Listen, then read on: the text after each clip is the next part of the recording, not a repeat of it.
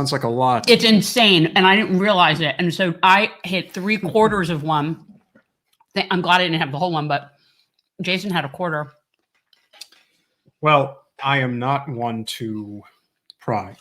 But good evening, all. Hi, all. It's Monday night, and the news is coming your way. It's the Monday night generational live stream, generational change live stream. We need a name. Well, we don't really have a name like for anything cool about live stream. Monday night talk of some kind. We don't have anything gimmicky. No, but we're not. And we just recently started doing Mondays, so we got to keep up with content. Well, we have consistent guests coming on now, which is a good thing. And so here we are, one day before what supposedly could be a very big day for a lot of people. Thank you, Carlos. I love talking to Vosh. I could talk to him for hours. Well, Vosh, and I knew it. No, I've known it ever since I first saw him. I just knew. Like I knew that he and I would hit it off like swimmingly. Well, there's John. Which is not very typical for someone of that age group. Like I wouldn't normally want to spend, no offense to the young people, especially my producer, John, who's really young, but yeah, he's very learned for his age. It's learned. That's a joke. That's a joke. There's a Simpsons joke from way back in the day. You know what? I don't think you ever have any joke reference that isn't Simpsons or South Park. Well, I like to keep it relatively within the confines of what I like and what I enjoy. And yes, I enjoy The Simpsons and I enjoy South Park, but I only enjoy the classic episodes, ones from like 10, 15 years ago when they were actually funny and relevant. No, just no. So it's Black History Month officially, which I've always it bothers me that it's the shortest month. It also bothers me that we're in a position where we've been so neglectful for so many years about education and history that is something that has to be like allocated to a month. Well, so much of it has been co-opted, and trying to change that narrative is very important. But we will promote that as much as possible because it still lends itself to a lot of issues that we talk about anyway. So there's that. Well, the gentleman we are bringing on this evening, Chris Smalls, is definitely the type of person that could have that type of impact that can last for many years as far as the impact for, Black history, for somebody who is willing to stand up to the most powerful corporation in the United States today, which is Amazon. He's really done an amazing job. That's great. And, we're looking forward to speaking with him. But, you think about so much of the Black struggle is the class struggle.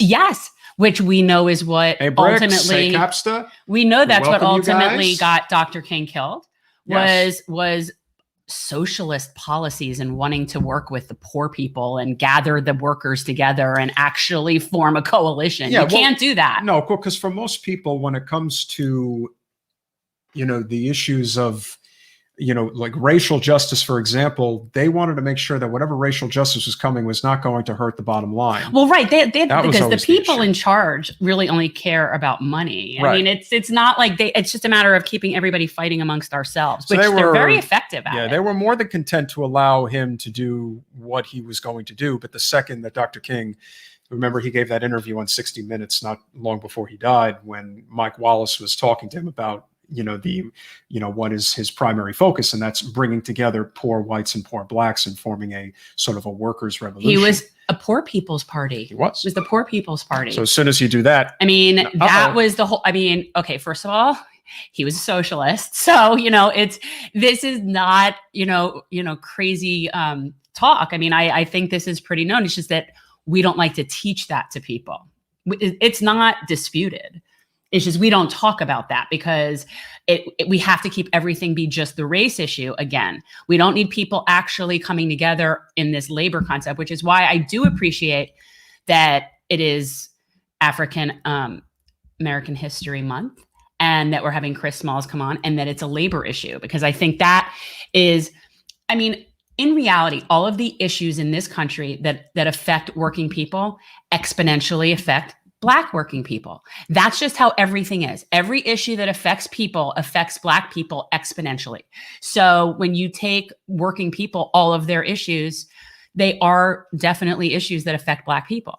exponentially worse. And not only that, but the issue that doesn't get talked about enough is what is real systemic racism? You know, everybody wants to point the finger at the crazy loony waving the Confederate flag and, you know, saying that they hate this and they hate that. But, you know, no one really talks about the systemic issues that exist when it comes to, you know, for example, somebody who, you know, could be black and is a good job, but they want to move into, let's say, you know, an all white gated community or, you know, a nice apartment building. And, you know, lo and behold, the, you know, building manager or whoever decides, yeah, we don't have enough room or we can't get you in here. And, you know, those are the systemic problems that do not get talked about enough, but they're out there. But you know, what's funny, like we should have Aaron come on sometime and just talk a little bit about like the perspective. Yeah. Because, you know, when we were talking about, when he was here last time and we were talking about, for people listening, Aaron is a friend of mine who is a community leader in our vulnerable Black community. It's called Liberia. It's part of Hollywood in Florida. And he is someone that is really interested in revitalizing and bringing that community to where it should be, you know, and where it needs to be. So anyway, but he could not give a rat's ass about the statues or about the naming of the highways or anything like that. He cares about wealth in his community and having viable businesses in his community and having them be able to have generational wealth to hand something to their kids. He doesn't care the name of the street, right? And so I think that there is this idea of symbolic gestures that people seem to think are meaningful, and yet they're really not. Well, that was the whole thing about, you know, Pelosi and Schumer doing the whole, you know, kneeling with the Kente cloth on. And that was just so, like, that should really disturb people. That should it bothers really upset me. people. And that's really, it was just, I mean, that's the worst kind. The worst kind of identity politics and the worst kind of showmanship in the worst possible way. Because they don't really care about helping people. That's not what they're there to do. They're there, you know. No, it's a show. It's a show, and it stinks. If they cared about the Black community, we would have healthcare and universal basic income. Yes. I mean, it's, you know. So there you go. So right now we're in a situation where we're hoping against all hope that tomorrow might bring some degree of relief for, you know, the average person, because Lord knows we're struggling now as much as we have in, you know, 2-3 generations. You know, the Great Depression comes to mind, and, you know, we weren't alive then, but we certainly can learn from history and know how bad things were once.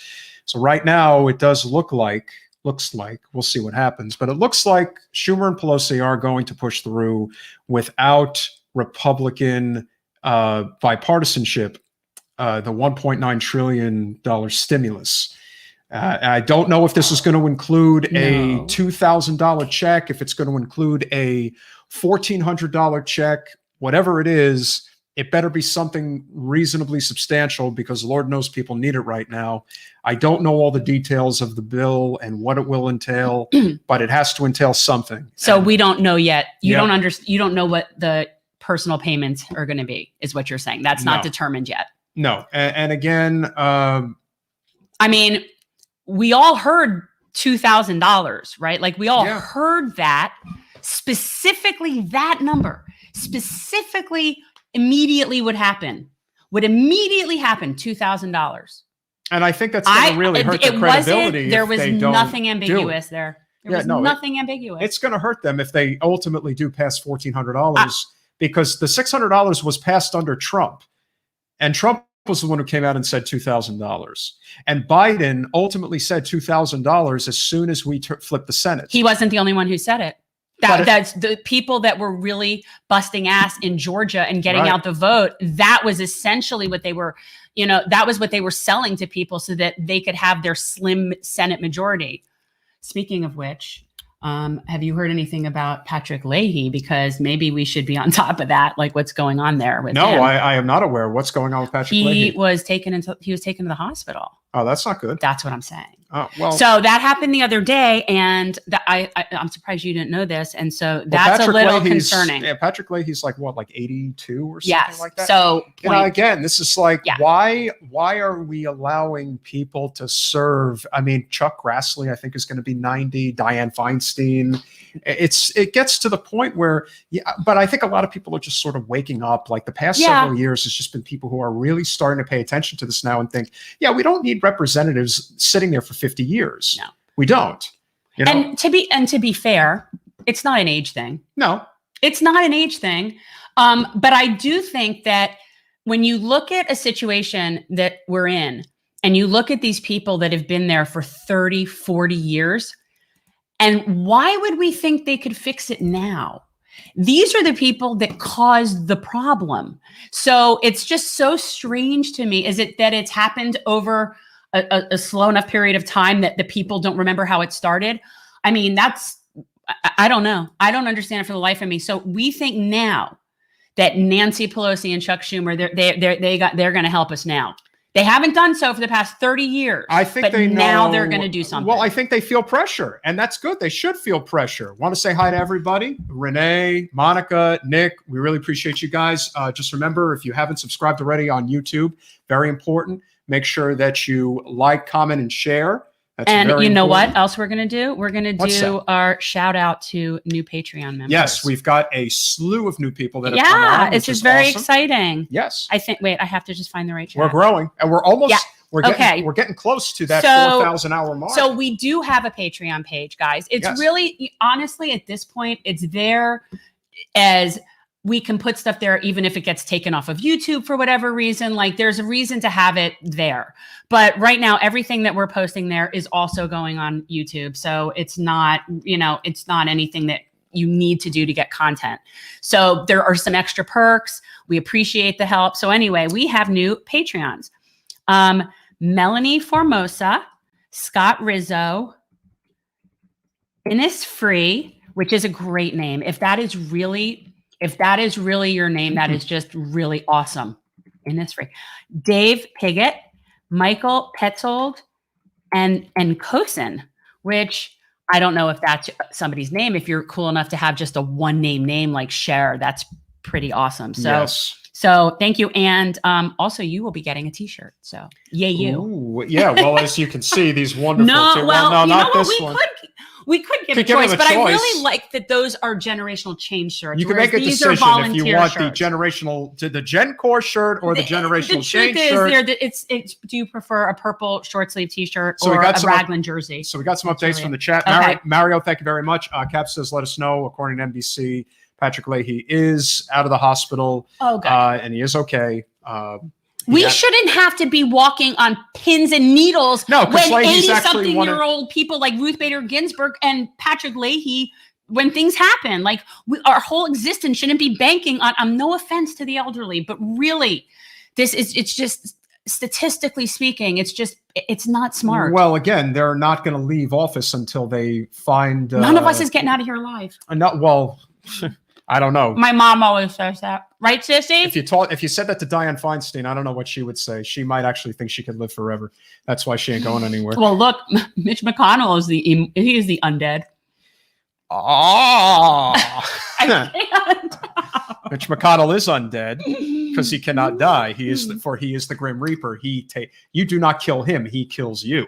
That's how it works with Mr. McConnell. Ugh. So for anybody that's been paying attention or following our little venture, our little station, we had quite a good past couple of days. Is this our Patreon?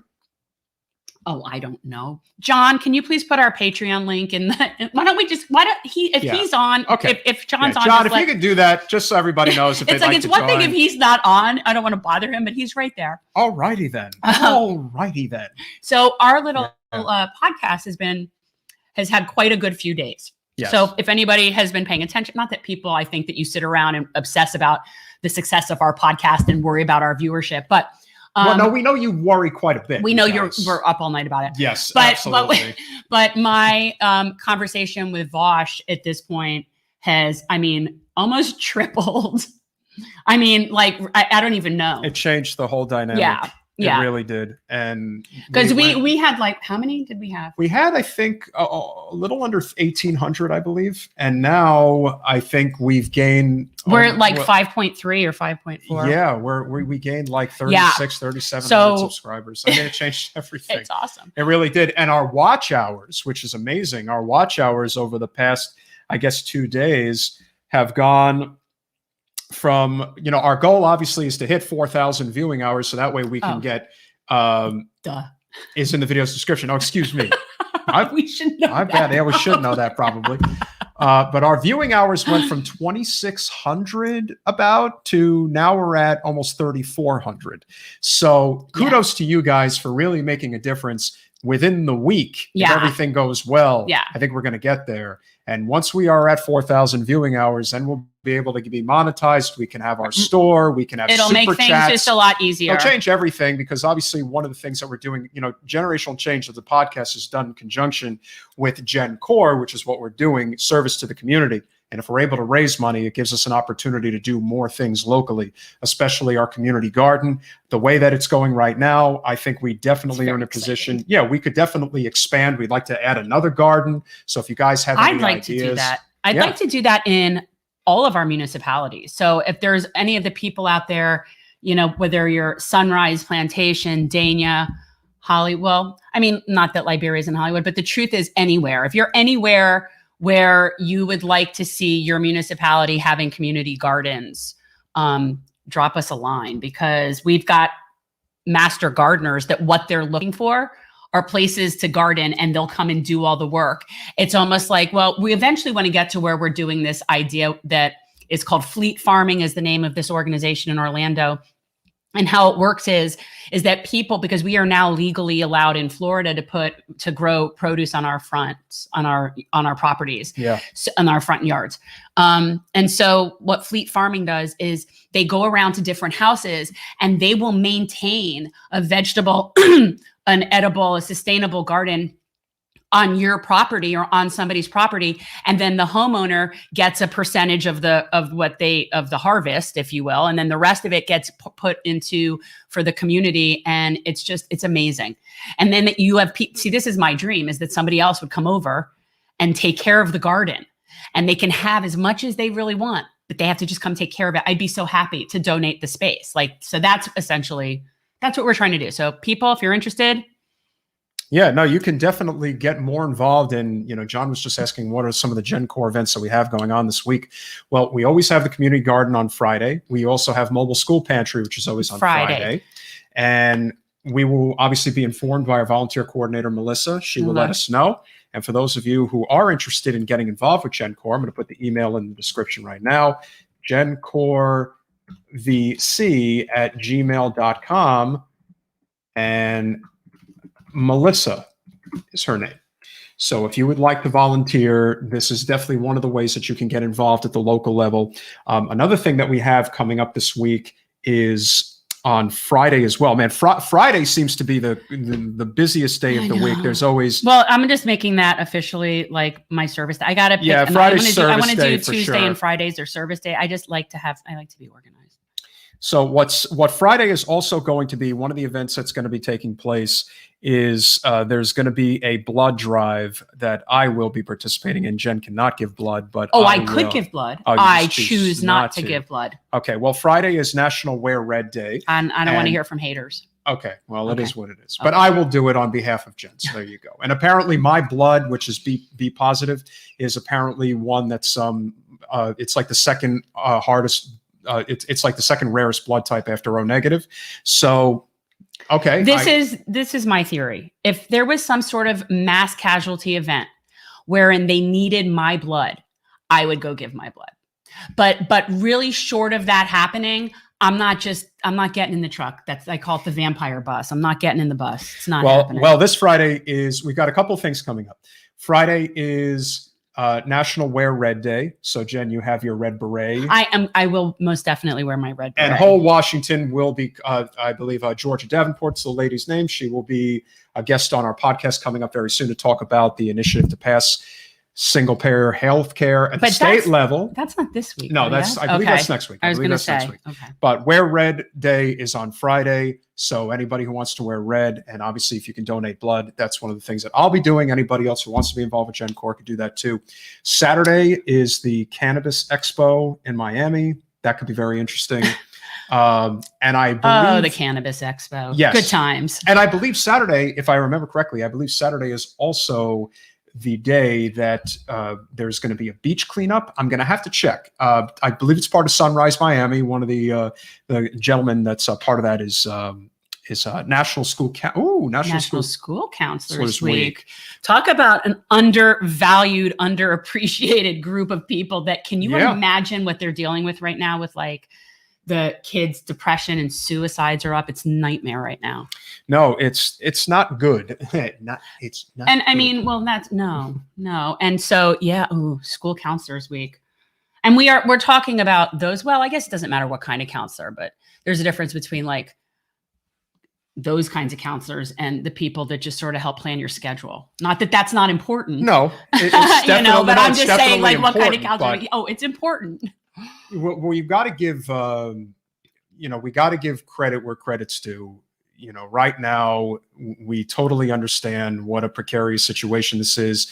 We know that the Broward Teachers Union has been working very hard. Unfortunately, they're not getting much help in terms of, safety precautions, proper safety precautions for these students. They're being put in harm's way.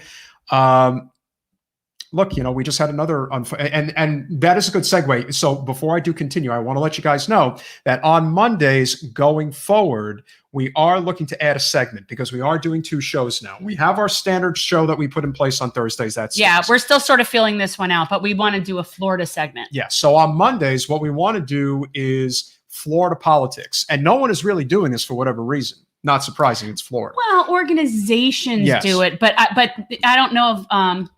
But I don't know of any other sort of, people that are doing what we're doing here. Thank you, Melissa, for putting that up. We just put it on. So for anybody who wants to join us, wow, that's awesome. Okay, so that's a month from now. Oh, that's a tree giveaway. That's awesome. Yes, is Ocean Day the thing that we went to that time at the Ancol? Remember we went to the Ocean. Center? I think that's what that is. That was I think great. that's Kat Uden. We have a great phone. We have a great environmental. No. Well, she is person great, there. but that's Kat not what I'm Uden. talking about. I'm talking about that thing we went to where it was that I kept winning things from the raffle. Guys, we've got just under 100 people watching right now. Make sure you hit the like button, subscribe on YouTube. If you can watch on YouTube, that is ideal because we're still trying to get our watch hours up. Chris Smalls is going to be joining us in a few minutes.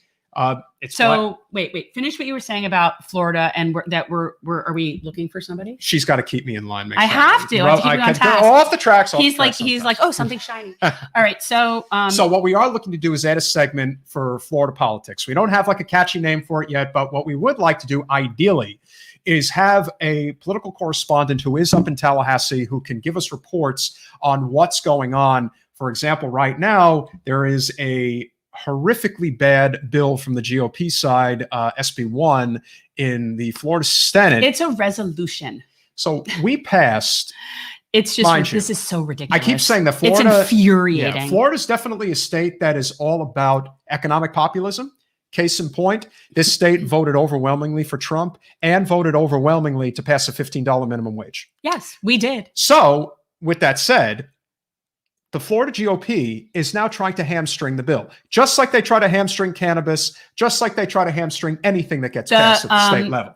Formerly incarcerated individuals from voting. Like every time that a ballot initiative passes that they don't like, they'll come in and try to undo it. It's amazing. It's infuriating to me. So what we have now is what is known as, I guess, where they're calling it training pay of some kind. So here, I'm basically gonna tell you guys what this is. This POS. Yes. So Jeff Brandes is the name of the state senator. He is based in the Tampa. He's in St. Pete. He's in St. Petersburg, the Tampa Bay, St. Petersburg metropolitan area. So a state Republican has filed a proposal that could lead to young people, felons, prisoners, and others hard to hire. Gotta love that. Employees making less than $15 an hour minimum wage approved by Florida voters in November.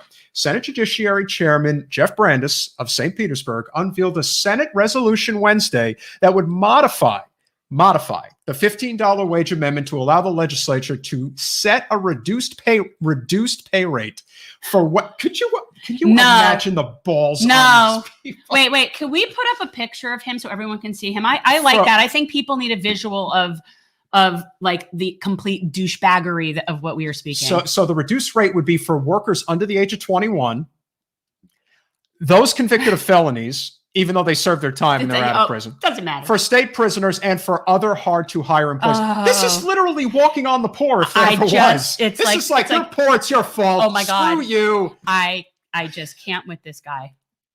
It's amazing. I could scream. Yeah. But this guy. So if you know anybody who is in Tallahassee, we've already put a word out there.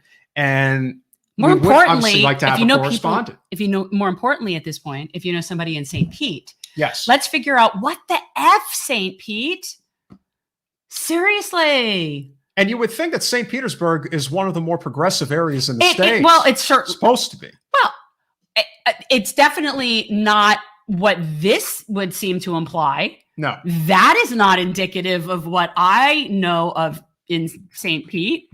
Very often, people do not know what's going on at the local level. So are you sharing screen? Yeah. Okay. So what we want to do is that's not the same person, but it's just you never know. It could be. Well, it doesn't look like him.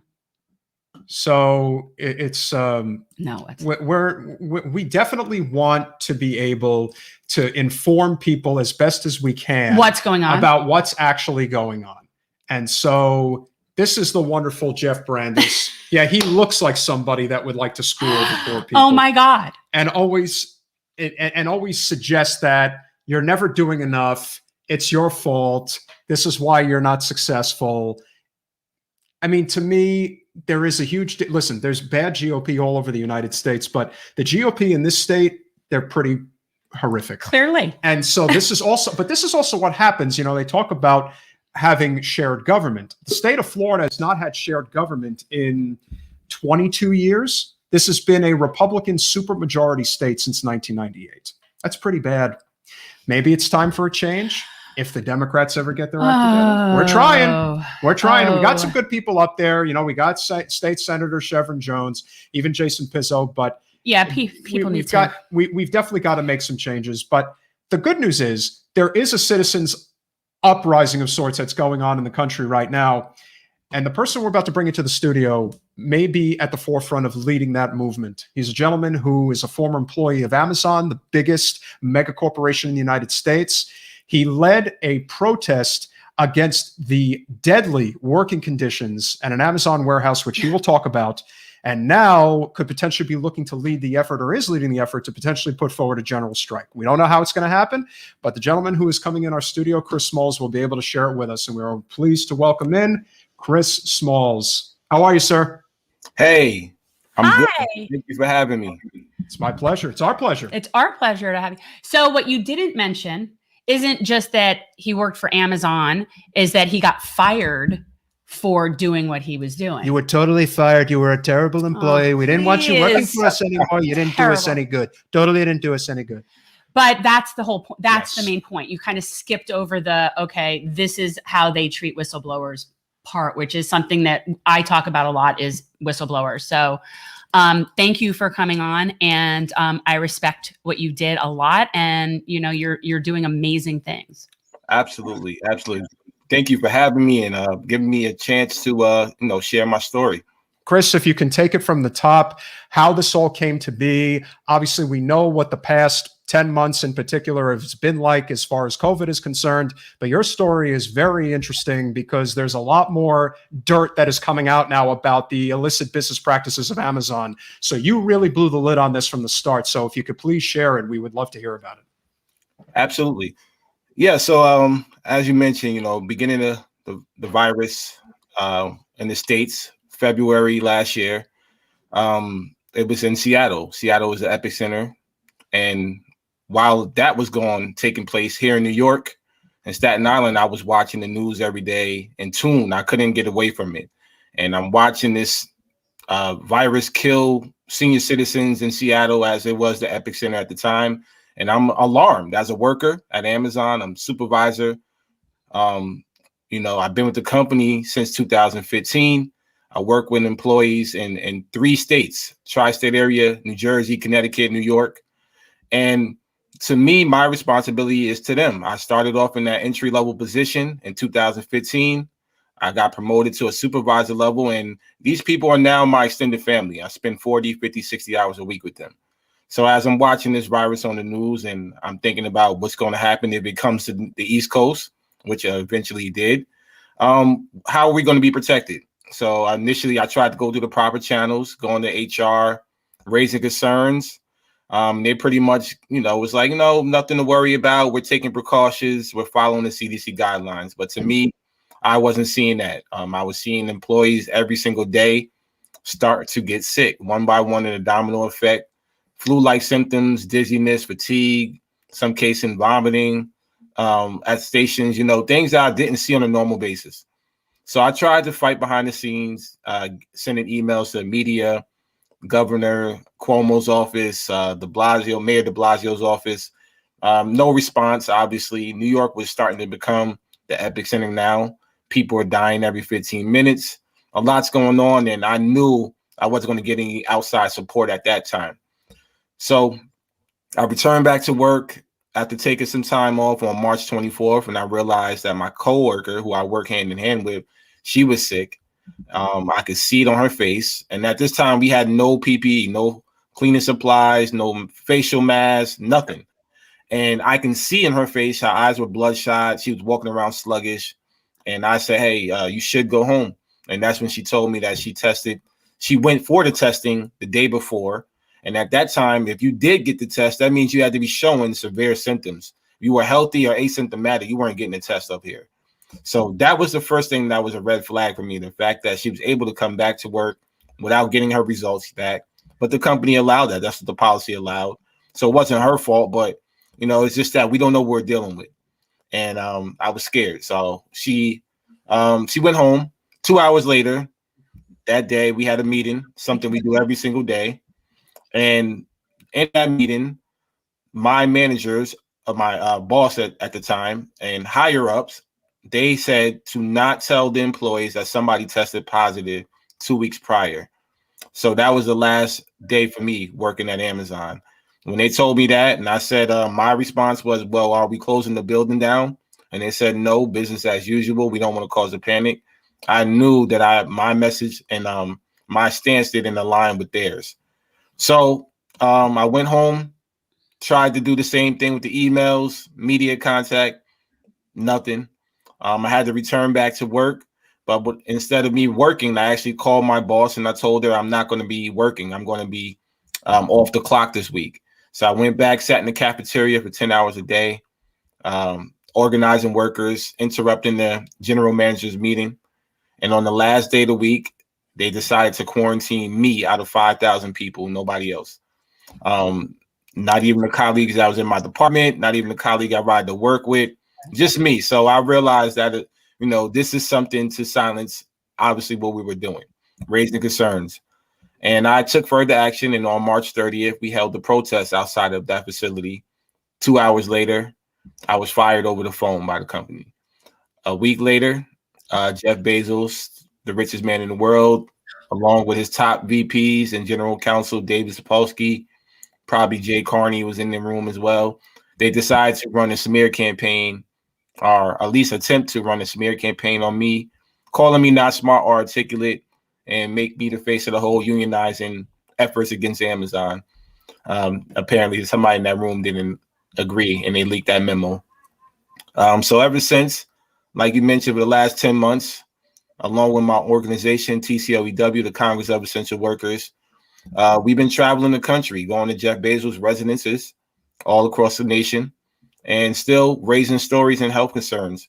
That's what we're trying to do. Continue to advocate for the workers that are still in there, speaking up for the ones with underlying health conditions, the ones that can't do what we're doing, which is travel and speak up and have these stories told. And we're trying to fight to unionize. We need some protections as essential workers. And till this day, that's what our fight is at. Well, it seems to me that as it relates to the state of Florida, one of the biggest problems we've had in terms of, especially when it comes to congressional races against, what you would call entrenched incumbents is labor. And we are in a right to work state. So I think a lot of people in labor are fearful of challenging power. How has the response been with Amazon workers challenging power, knowing that if you attempt to unionize, they basically are going to come after you with everything they've got? You see what they do to Kashama Sawant up in Seattle. Now they couldn't beat her in an election. Now they're trying to recall her. And we all know that this is under the thumb of Bezos. This is what he does. I know a lot of people like to think of Trump as the scariest man alive, but no, to me, it's Jeff Bezos. The man wants to run the world. Dr. Evil. See it every day. He's Dr. Evil. How do we stop this? Well, that's what we have to do. We have to get the public behind us. Public opinion matters. And that's the biggest kryptonite of Amazon. You see their commercials, you see their propaganda, you see how they try to make it seem like they're the greatest company in the world with no flaws. They're quick to have spokesperson come on and tell you, all the positive things. It's not the reality of the situation, though. So it's up to us, our independent media, the workers of Amazon and other essential workers that are in a similar situation to raise our voices. We have to continue to fight back. We know that up in Seattle, Kashama Sawant has that bill on the table that they're recalling. Amazon did last year. They spent $1.5 million on her campaign to fight against that.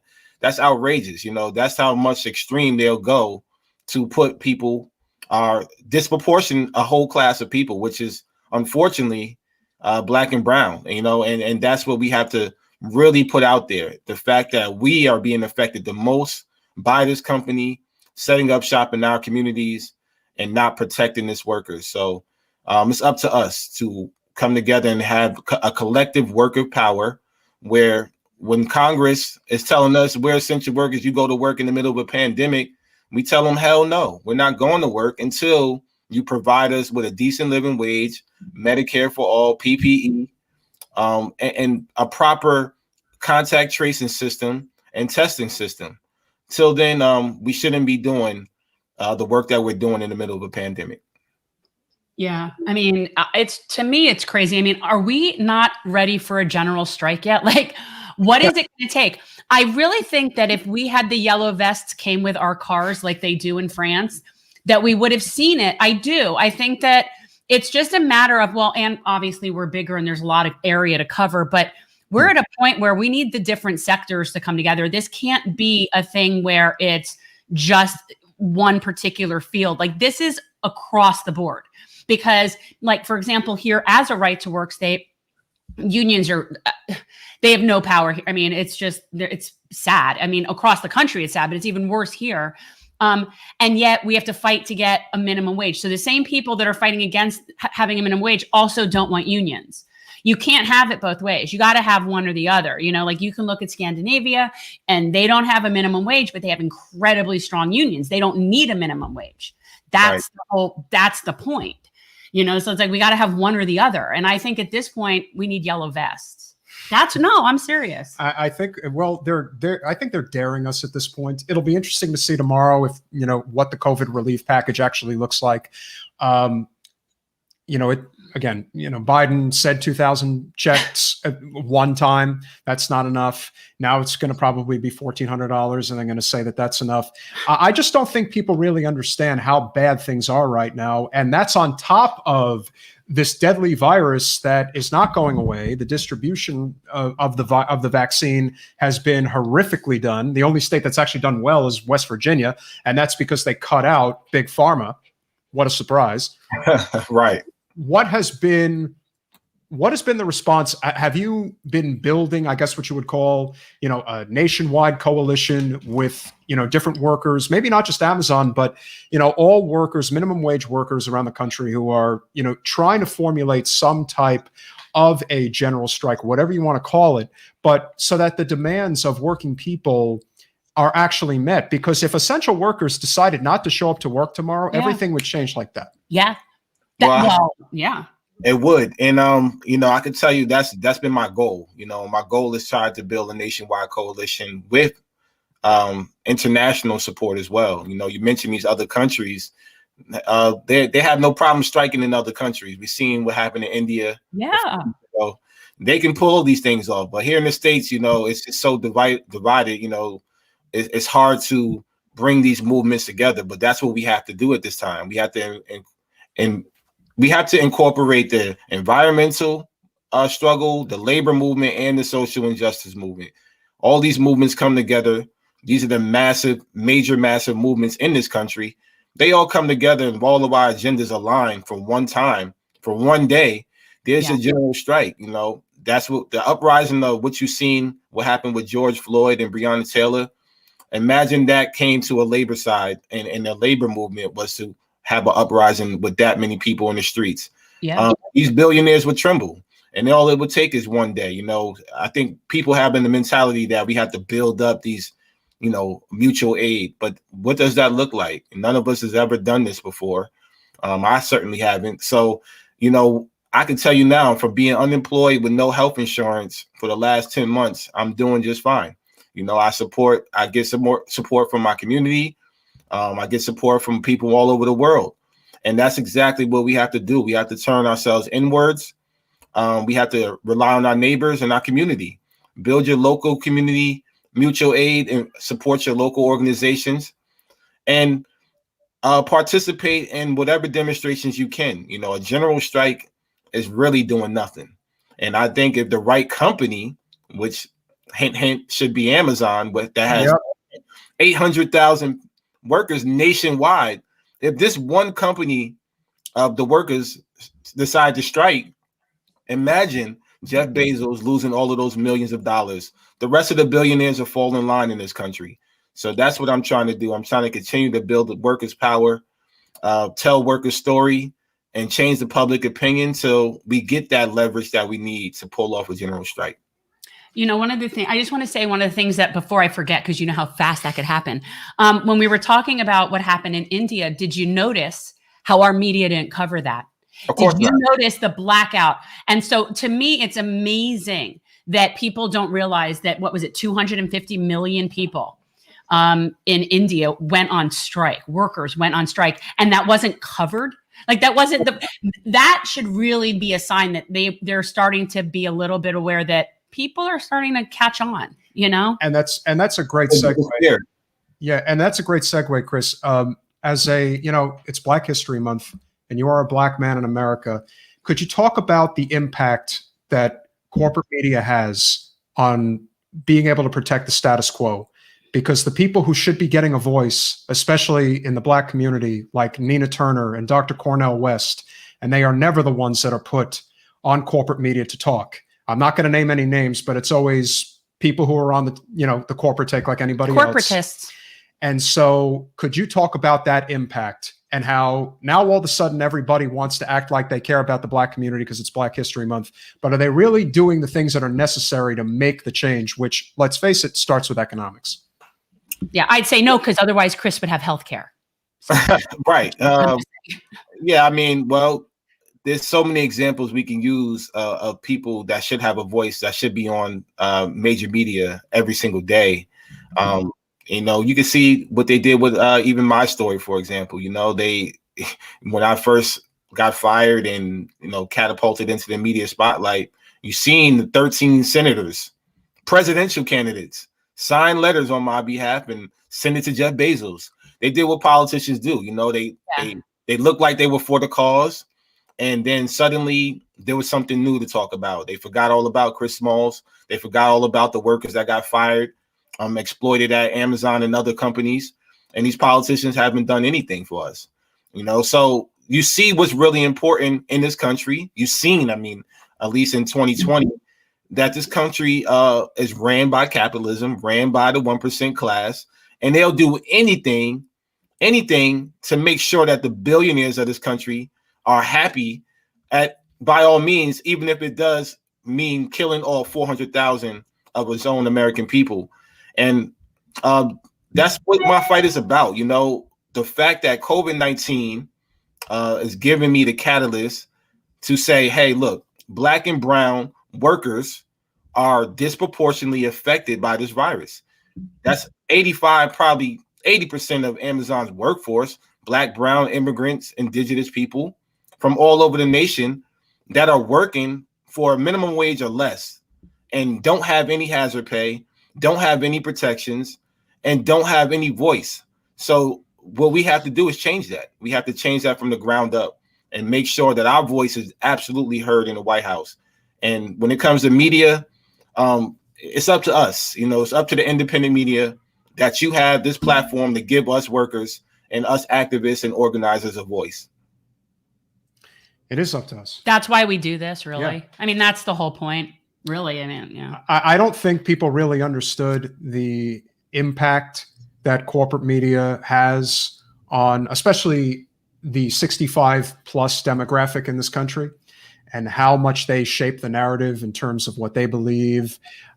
Listen, I saw the stories that they were throwing out there about you. I'm sure you let it roll right off your back, but anybody who's looking at it, they tried to paint you in the most negative light possible.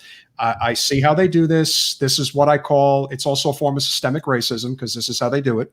They do it with what you call subliminal messaging. It's been done for decades and decades. That's very fascist, actually. Well, of course, because, and especially being Black History Month, everyone wants to surmise, why Dr. King was assassinated. He was most likely assassinated because he was talking about an economic uprising of workers, both Black and white. And as soon as you start talking like that, that's really when they're like, okay, this is enough. Yeah. We cannot allow this to go on. And it really makes you wonder, what lengths are they going to take going forward? So what have you experienced? Because I happen to be good friends with Jordan Chariton, and he just put out another story, as I'm sure you're aware of, about this young lady. I can't recall her name off the top of my head, but her sister died because she was forced to work in horrific conditions at an Amazon warehouse, and they've been trying to keep the lid on it. So I am assuming, and you can share this because I'm sure a lot of people don't want to be on the record, but I'm willing to bet that these types of war stories go on at all different distribution centers all throughout the country. Absolutely. And I can shed light on that because shout out to Jordan as well. Because yes, I was actually the first person to contact her. Her name is Pushan Brown. She passed away. She was 38 years old. She left behind her 12-year-old daughter, Gabriella. Her sister, Christina Brown, who also worked at Amazon, started a GoFundMe because she passed away suddenly in her sleep 2 weeks ago. We don't know the reason why, because she didn't have the money for the autopsy, and she had to make a swift decision to put her sister, away properly. So she received a call from Amazon asking about her sister whereabouts, not wondering about, if she okay. They asked her, when is she coming back to work?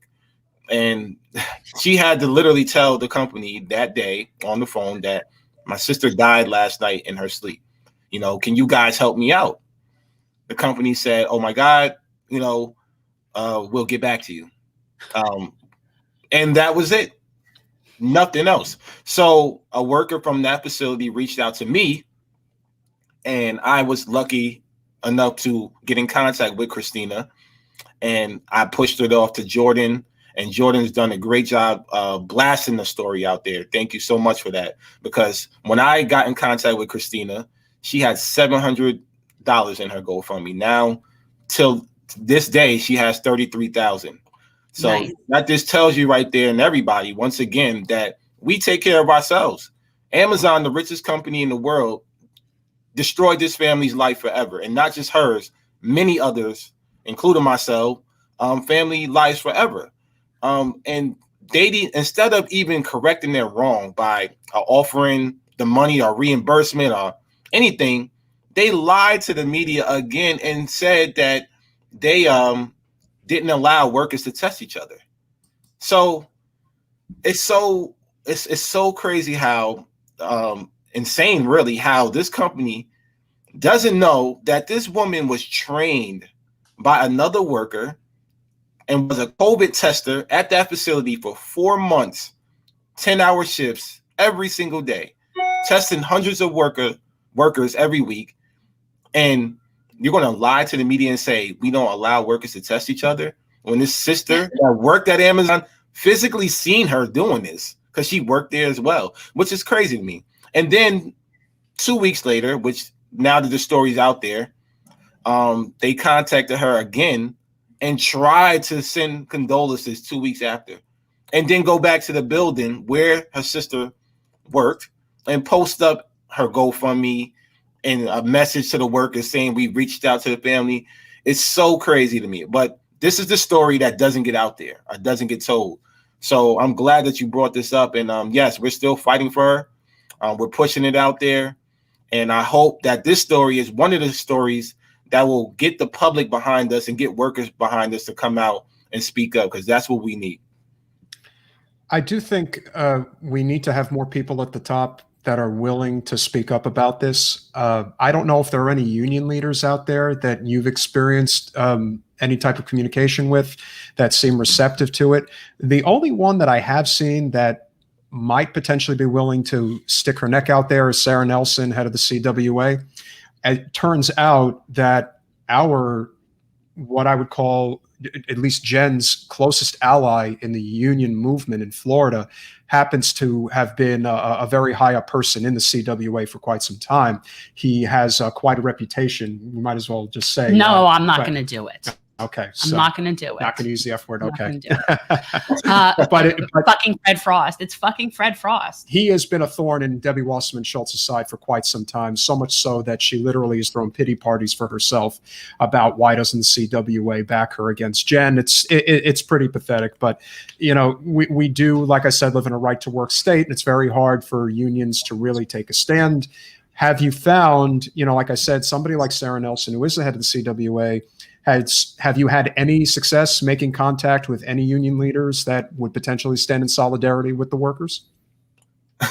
You know, it's a lot of them. You know, it's a lot of unions out there. The problem is, you know, every building is different. And when it comes to Amazon workers, every state, every building, and the cost of living, there's so many variations to the situation that I have to, you know, make sure that the workers get what they want. You know, that's the most important thing. So that's kind of the reason why I started my organization, to reach out and find out what workers want. You know, what do workers want? And I found out that certain workers do want unions. Other workers want more of a rank and file committee within their own workplaces. Taking a page out of what Google workers did a few weeks ago. Shout out to my brother Chewy Shaw. But you know, who I've been in talks with. So that's one example how you can create workers' power within your own workplace and kind of cut out the middleman, cut out the NLRB, which we've seen can also be corrupted in some sense, and have the wrong judge or wrong lawyers involved. So we see what's going on with the Amazon case. So there's certain things that we can do now immediately. So it's just up to the workers, you know. So when I talk to workers in different facilities other than JFK8, I ask them, you know, what are you doing, or what do you want? What would you like to do? Some of them say, hey, we'd like to unionize. They'll try to research a union that best represents them. Others are working on building their own rank and file committees within the workplace, which I think is more sustainable for a workforce of 600 to 800,000 people. You know what you're sounding like. I mean, you're sounding like a socialist. I mean, you're talking about crazy talk, like workers should own the means of their production, and like they should own that. Like workers should actually profit from their own labor. I don't know. Sounds radical, right? It's just crazy talk. Yeah, I'm a commie. You know, they call me commie. They call me this, that. You know, whatever you want to call me. I just call it. You know, it's right. You know, as a human being, we should have a decent living wage and definitely sweat equity for the work we put in. And obviously a wealth tax on all billionaires so that we can get back some of this money that we rightfully deserve. Yeah, no, there shouldn't be billionaires. It's ridiculous. I always say, like, I have no problem against it in theory. And if they could get to that point, treating their workers fairly, paying their fair share of taxes, not screwing over the environment, and everybody is okay, I don't really care. I don't care how wealthy the wealthy get. What I care about is how poor the poor are.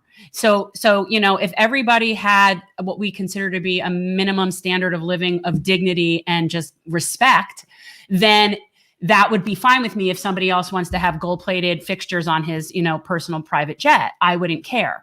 So, that's always where I'm at with it. But the concept of that, how far we're willing to let people go down and where we're letting people be as a society is just completely unacceptable. And it's interesting when you talk about things like worker co-ops, because if we really had that, and I mean, which would be amazing, that obviously reduces, you don't need a union. So it's almost like that would be the ultimate way for workers to have power. Then union is sort of like a second best. And then all we're hoping for here is a minimum wage. So, that's sort of like the hierarchy of how it should be. Right. Absolutely. Yeah. I believe that, once again, just for example, I give you a good example, 600 to 800,000 workers of Amazon create a rank and file committee, and they negotiate their own contract.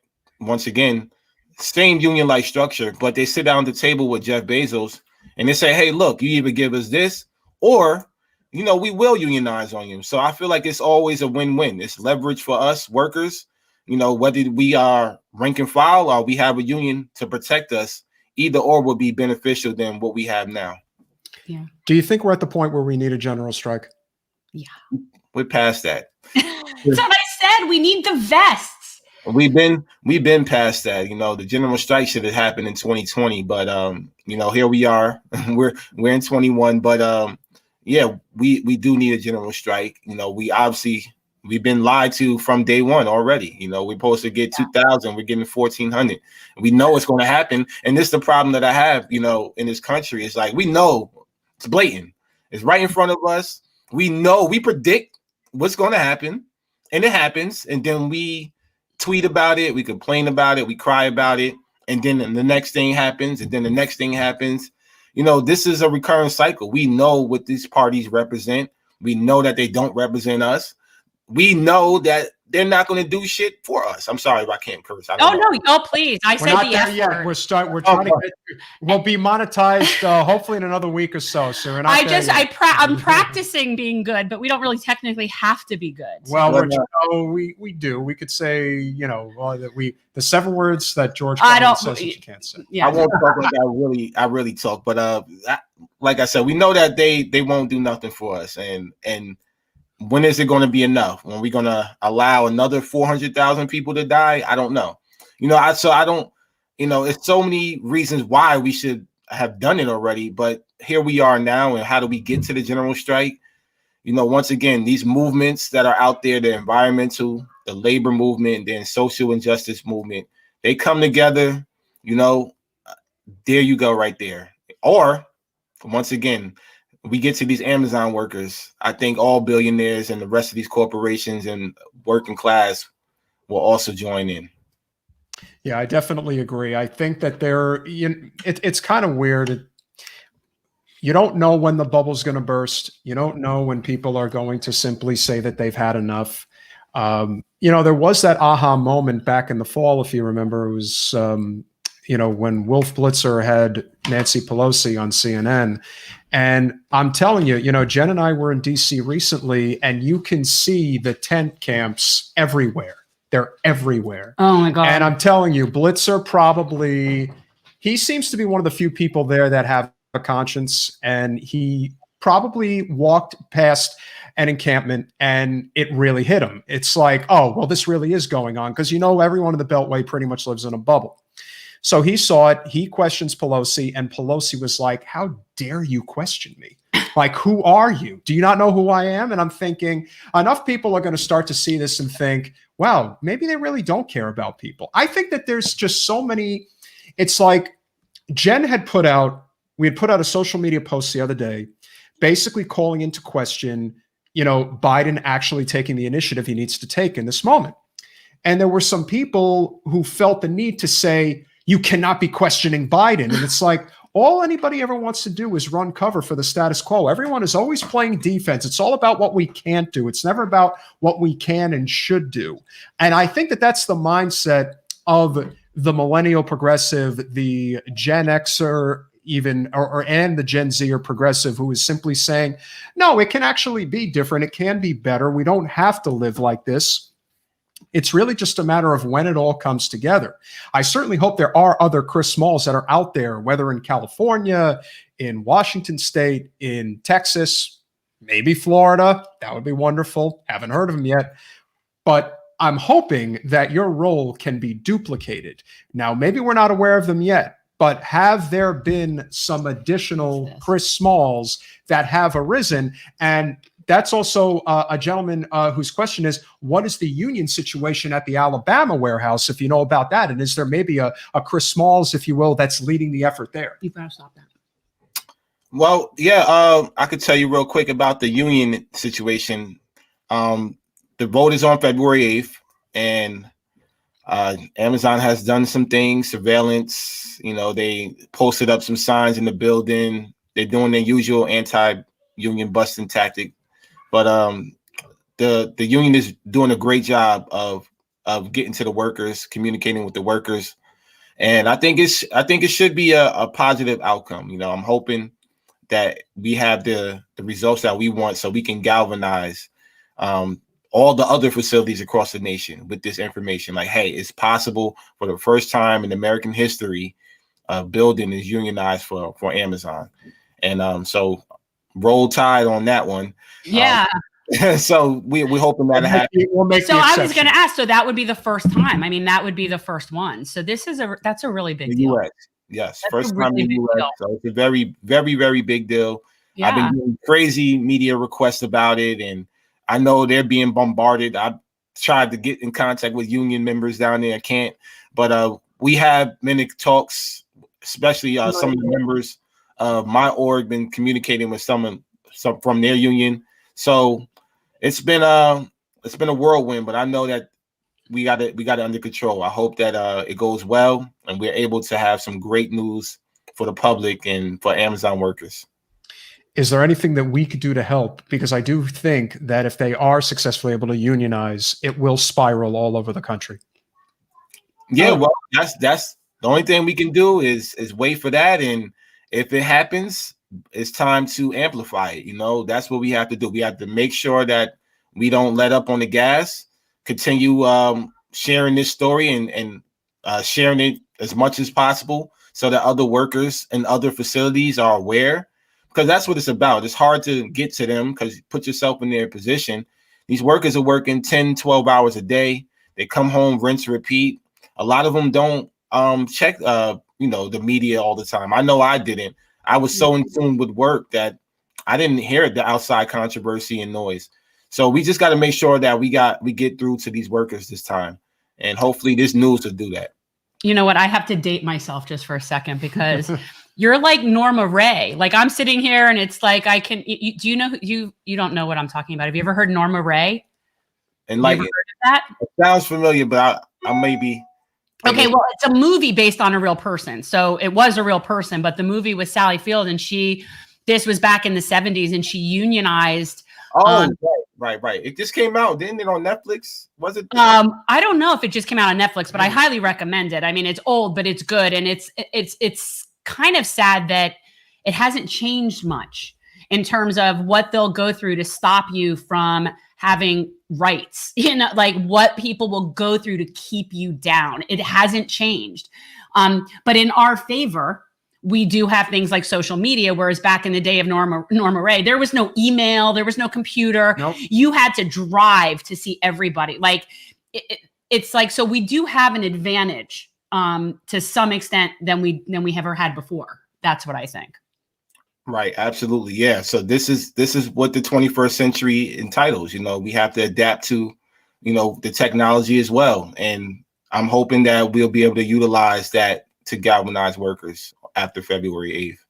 Chris, you said that you didn't get too much reception from the presidential candidates, which is unfortunate. I know Bernie is the one person who made a collective effort to see to it that Amazon did pay a $15 minimum wage, which is great. but obviously it's nowhere near enough. There's always more that can be done. What is your take so far on the New York mayoral race? Because I do think, knowing that Cuomo is about as anti-union as it gets, amazingly, in the state of New York, potentially having, somebody who is truly a, workers champion. I mean, Andrew Yang really went above and beyond, helping Jen out when she ran for Congress. I know he's not the most progressive person in the world, but he definitely seems to have a pulse on what's going on with workers. I think Diana Morales is also another one who seems to be very progressive, is running as well. What's been your take so far, and have any of the mayoral candidates, any indication that they have any interest in, what's going on, particularly with the Amazon workers in New York City? Yeah, Diana Morales. I fully endorsed her already. Okay, well, there you go. She's amazing. She's been pretty much supportive since day one. Me and her met on the way down to Washington, and not met personally, but on Zoom, obviously. And we've been on several forums together. I just did a video for her a few weeks ago, actually. So she's been in the streets. She's not just the one that's gaslighting and talking. She backs up her words. She shows up. She's done amazing community work, handing out laptops, supporting the laptops for Black children in the community. And she's been a voice, a powerful voice, and she represents us. She represents the working class. I think she's a single mother raising daughters in the city. Sounds like me, grown up a single parent home. My mother raised me 2 boys, so I can relate to her, and I think that she'll be a great candidate. Great mayor for the city of New York. Andrew Yang, on the other hand, he's good. I feel like he's a good candidate as well, but I don't like the fact that there's certain things I don't like. The fact that he was MIA. He wasn't here in the streets with us protesting. I didn't see him, and I don't know if I could be mistaken. Maybe somebody else did, or I know from what I've seen Diana on the streets. I've seen her speaking at events. I seen her show for Amazon workers. I didn't see that from Andrew Yang, and I seen all his little videos he's posting out now. It's good and all of that, but when you're actually not here for the pandemic, then you want to show up and be the candidate. I don't know how that's going to relate to people. Valid. It's a very fair point. And, the great thing about your mayoral race is that you have ranked choice voting. So while you may not get everything, I definitely think that Diana and Andrew are the 2 best going in New York, and hopefully they could be 1 and 2, because I think you do need that new ideas and new wave concept, but you also need people who are willing to get into the trenches, and that's what New York is about. And that's why, like I said, we're not picking favorites here. Jen's certainly not. But, well, no, and I don't live in New York. I have no horse in that race, and I wouldn't. But I'm not. It's not my race. It's very important, though, to know what is going on, on the ground, because it is obviously we all support Nina Turner, to become the next congressional representative in Ohio's 11th district. But other than that, the New York mayoral race is really the only major race that's going on right now. But it is a very important one. And whoever ultimately ends up leading New York going forward, especially when it comes to workers' rights, is going to be essential. It's the biggest city in the world. It's also the city with, probably the highest level of income inequality. And it goes without saying that you being there and having experienced that, we have to have change, and it all starts on the ground. Now the question is, can we really sustain it? That's, I think, the biggest issue with any movements on the left is sustainability, the ability to understand that you're going to get your ass kicked several times before you finally get anywhere. It's just the way it is, because we're trying to do this without money, without resources. We're just trying to do it with our collective guts and will. But I think we're getting to the point where we might actually see a breakthrough. And I'm assuming you feel that we may be close to something as well. Yeah, I mean, now that we have a new administration, it seems like, we can see a clearer future. It was kind of gray, still kind of gray, but it's starting to clear up a little bit. We have an administration that we can work with. I don't know how. Don't ask me how, but we can.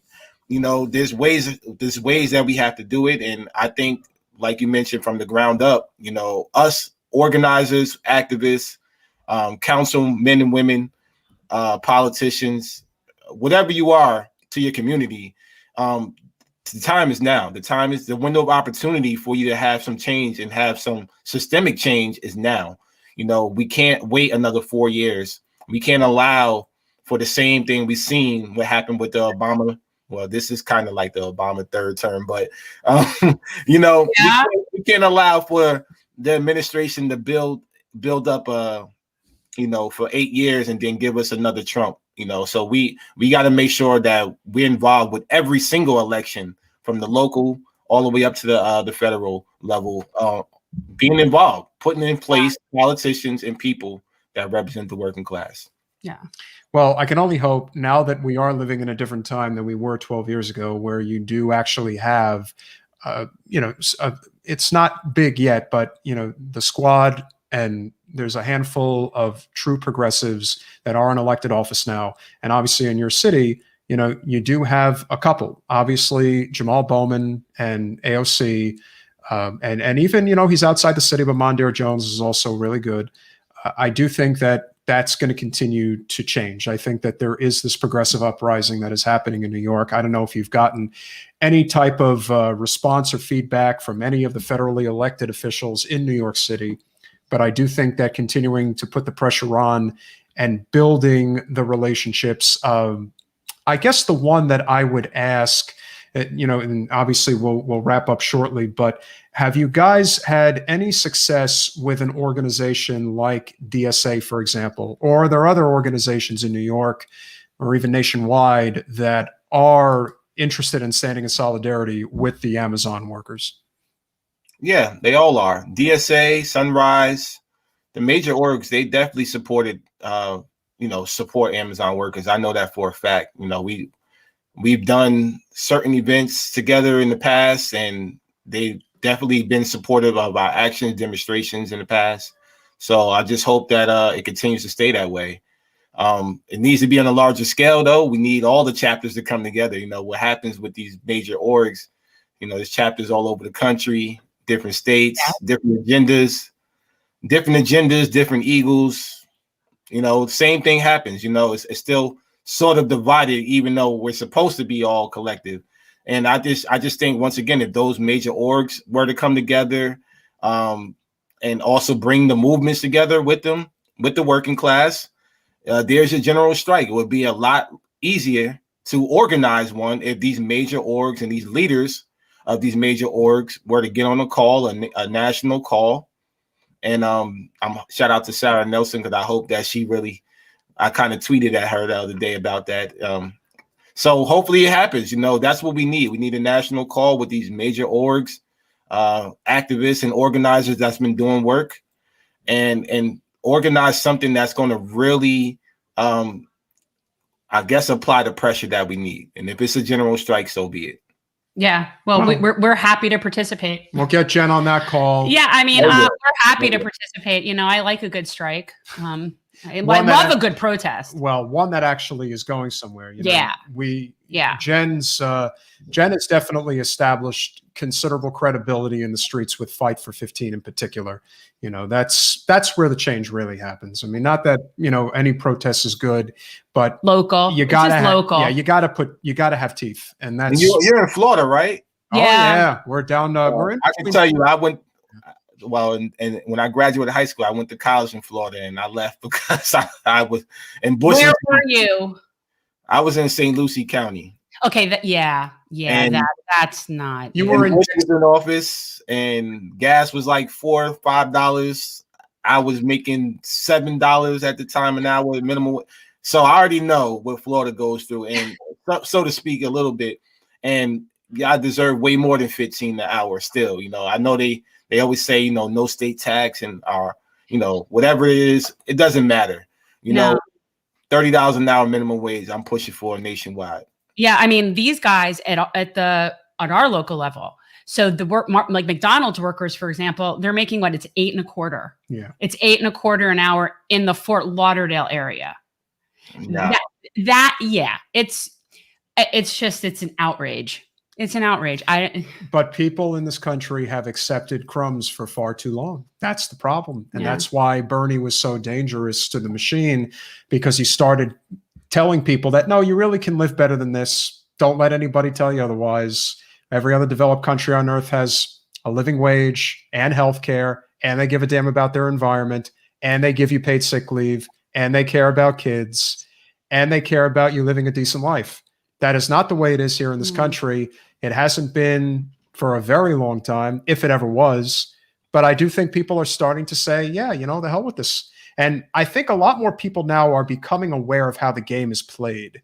You know, for example, and we can leave with this, you know, the whole fiasco with GameStop, it wasn't so much that a whole bunch of people on Reddit figured out how to beat the game. It was the fact that they beat the game, and then the people who run the game decided, yeah, we're not letting you do this. We're going to rig it in broad daylight. That's the story. That is the story. Can I just say, like, if that were a childhood playground, you tell me, Chris, you're playing a game with someone and then you start to win and they throw away the game.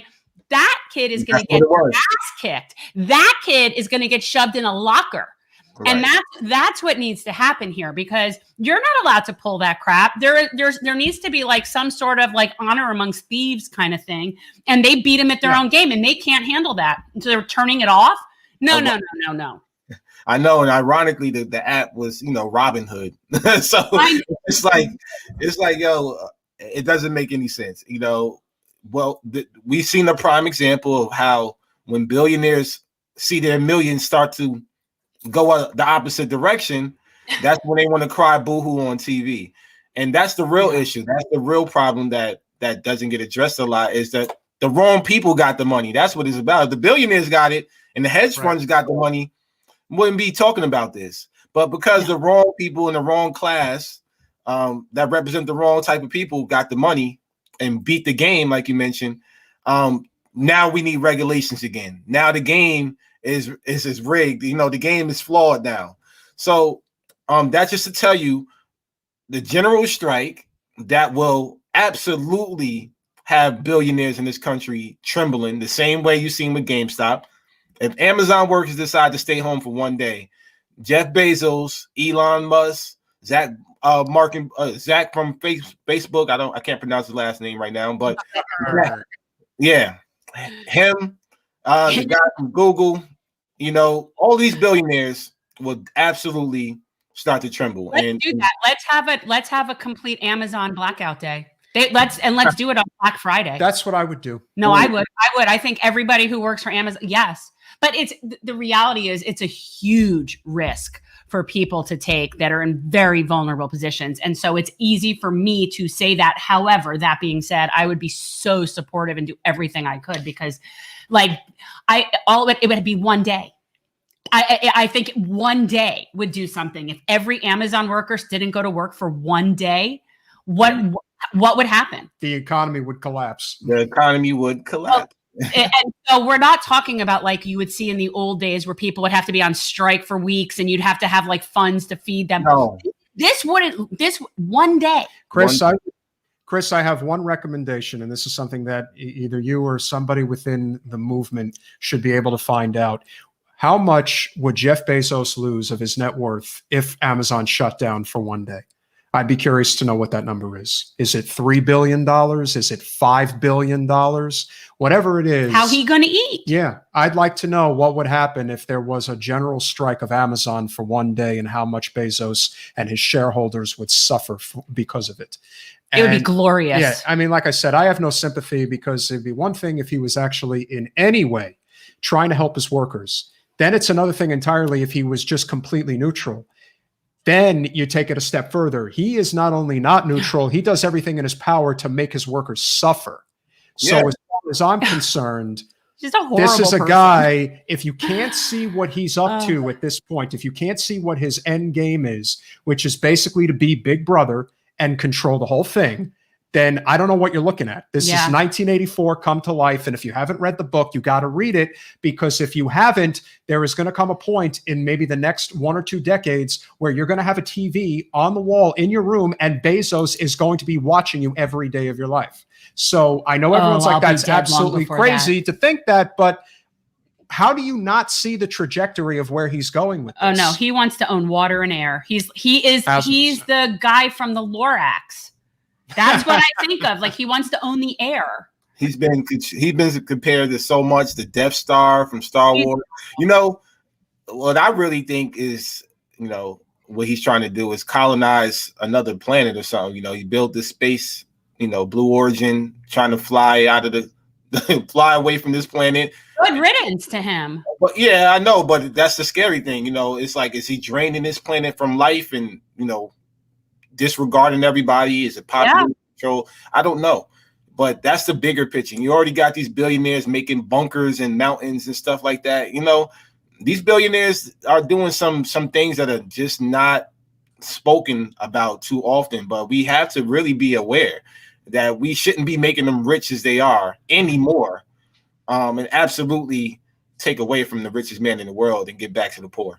I do think that the biggest issue with Amazon is probably food. It is amazing how many people don't realize people order their food from Amazon. And if they had the ability to, you know, one of the things we're working on down here is building community gardens. Sustainability is obviously very big. I don't know what the answer is. All I do know is if a game plan could come together where workers could finally have their moment, where they could finally take back some control of the means of production, whatever that looks like. Dan Price in Seattle, I'm forgetting the name of his company right now. He's probably the one guy who has been successful and believes in worker co-ops and is actually fighting on those grounds. I also think somebody like Mark Cuban could potentially be convinced that that might be the right way to go forward. And the last thing I will ask you before we go, there has been this massive, I wouldn't even call it propaganda, but there's been this massive movement to stop any type of coalition between what you would call the Bernie Progressive Workers Coalition and the Trump Workers Coalition. What has been your experience dealing with working class people who are, let's say, Trump supporters or just Trump voters, but they are open to the ideas of a living wage and healthcare and things of that nature? Do you find that there has been progress made on that front? Because if there is, I feel that that's probably more than anything else what they're most afraid of. Well, I could tell you, I get support from both sides. Don't matter if they blue or red, because at the end of the day, we all essential workers. And I can tell you, honestly, it's weird because you see me on, you know, media outlets that's far left, far right. You know, I've been on Breitbart, I've been on Newsmax, I've been on Fox, I've been on these right-wing shows, and I don't care because I'm telling my truth, you know. And if you relate to that, then I have no issue with you. And I believe that's the same thing you have to approach these movements.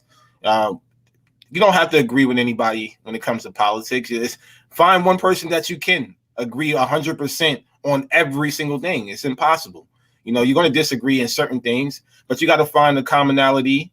And if that is having a decent living wage and Medicare for all, and, you know, the unionizing and protections and the things that are important to communities, I have no issue with you. The only thing I will not do, you will not see me building camaraderie with people that are on, you know, that represent neo-Nazis or any those type of groups. You will never see me do that. But if you are a working class person, and I can tell you, I have on both left and right, the workers have reached out to me. I don't ask them what political party it is. I ask them, are you an essential worker and are you working at Amazon? And I believe that's the only thing that we should be building on, is how can we protect one another, because we're the ones that's being affected, not the 1% class.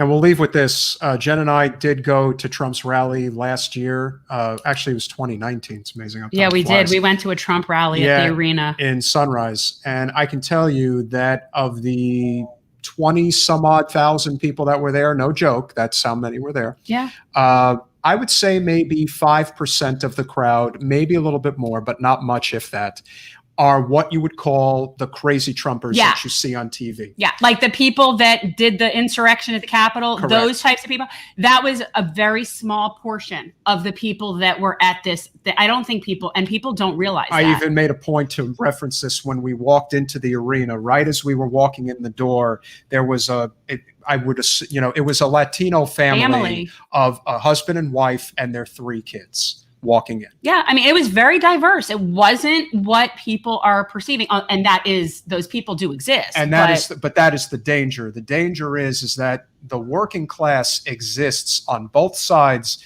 They are substantially large, but the danger that the establishment sees is that enough people like Jen and I on the left are going to recognize people that are working class that are on the right that did support Trump, but they are not loonies. They just happen to think that Trump was actually fighting for them. He wasn't. Right. But the point is, there is that potential to bring those people together. And if that happens, that's when the dam breaks.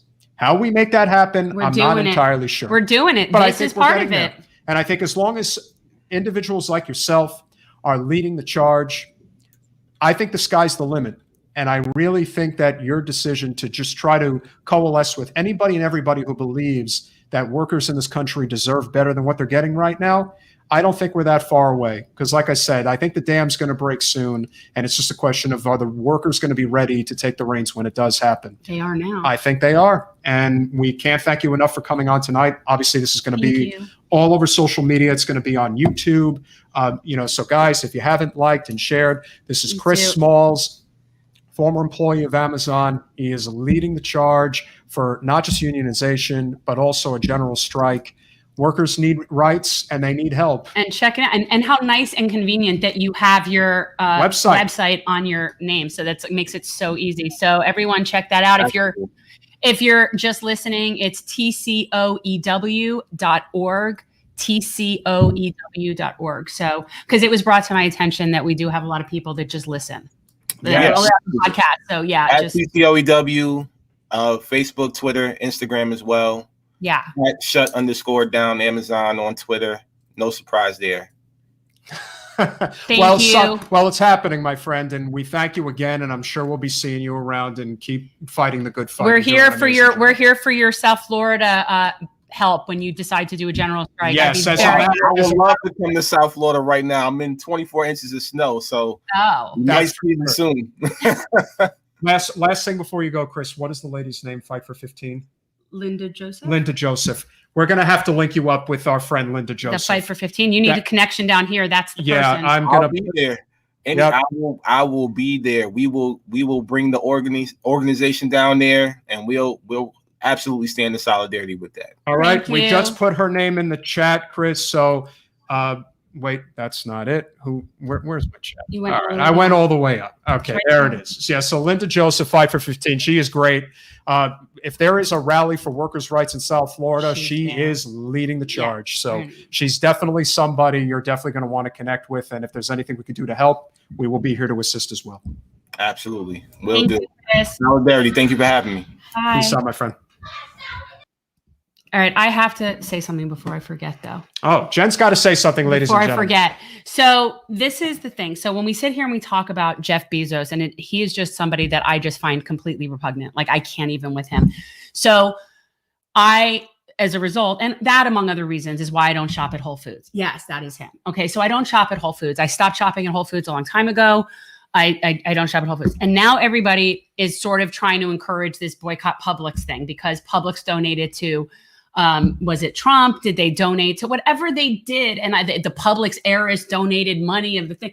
People, I need a place to shop. And so the reality of my life is that I have to choose the lesser of evils among supermarkets.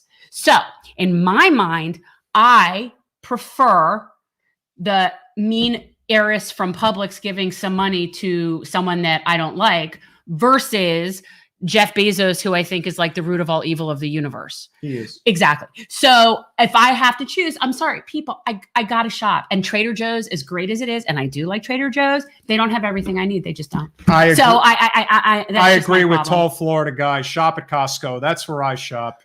You can't get everything there. I can't deal with Costco. Oh, Can't deal yeah. with Costco. You're spoiled. I'm not. It's not that. I definitely think Costco is the best option because of I everything go that when I have need. to. You know, But first of all, I don't like to buy things in bulk. Generally, I'm just well, not a bulk buyer. it all depends on what the product Okay, is. fine. So you have to remember that you can keep it, in the Okay, freezer. and here's the stuff like main that. gist. Costco is a company that I completely like. I like the company. I support it. I think the CEO is great. And they take all great good. care of their workers. All good. I cannot deal with the parking lot and the people and the crowded and just the gotta thing. learn when to And go. then You and just then gotta learn I when have to to like go. box up my stuff, and then I got things falling out, and I can't. So when we need to do a Costco run, usually Jason does a Costco run. Every once in a while, I have to endure it, but I try not to. Well, these are the best options you've got. Number one, if you want produce, the best thing you could do is hopefully start a community garden near you. Yeah. That is your best option. And it's sustainability. Composting is another big thing that's part of the community garden. I mean, you guys have to see what's going on. If you haven't checked out Jen's Facebook page, she usually does a live video every Friday showing you what's going on at the community garden. I was remiss this week because I had an appointment, so I wasn't there very long. I basically got, every time I go to the garden, I do just like a cleanup round. I just walk around with a garbage bag and clean up because right now there's no fence.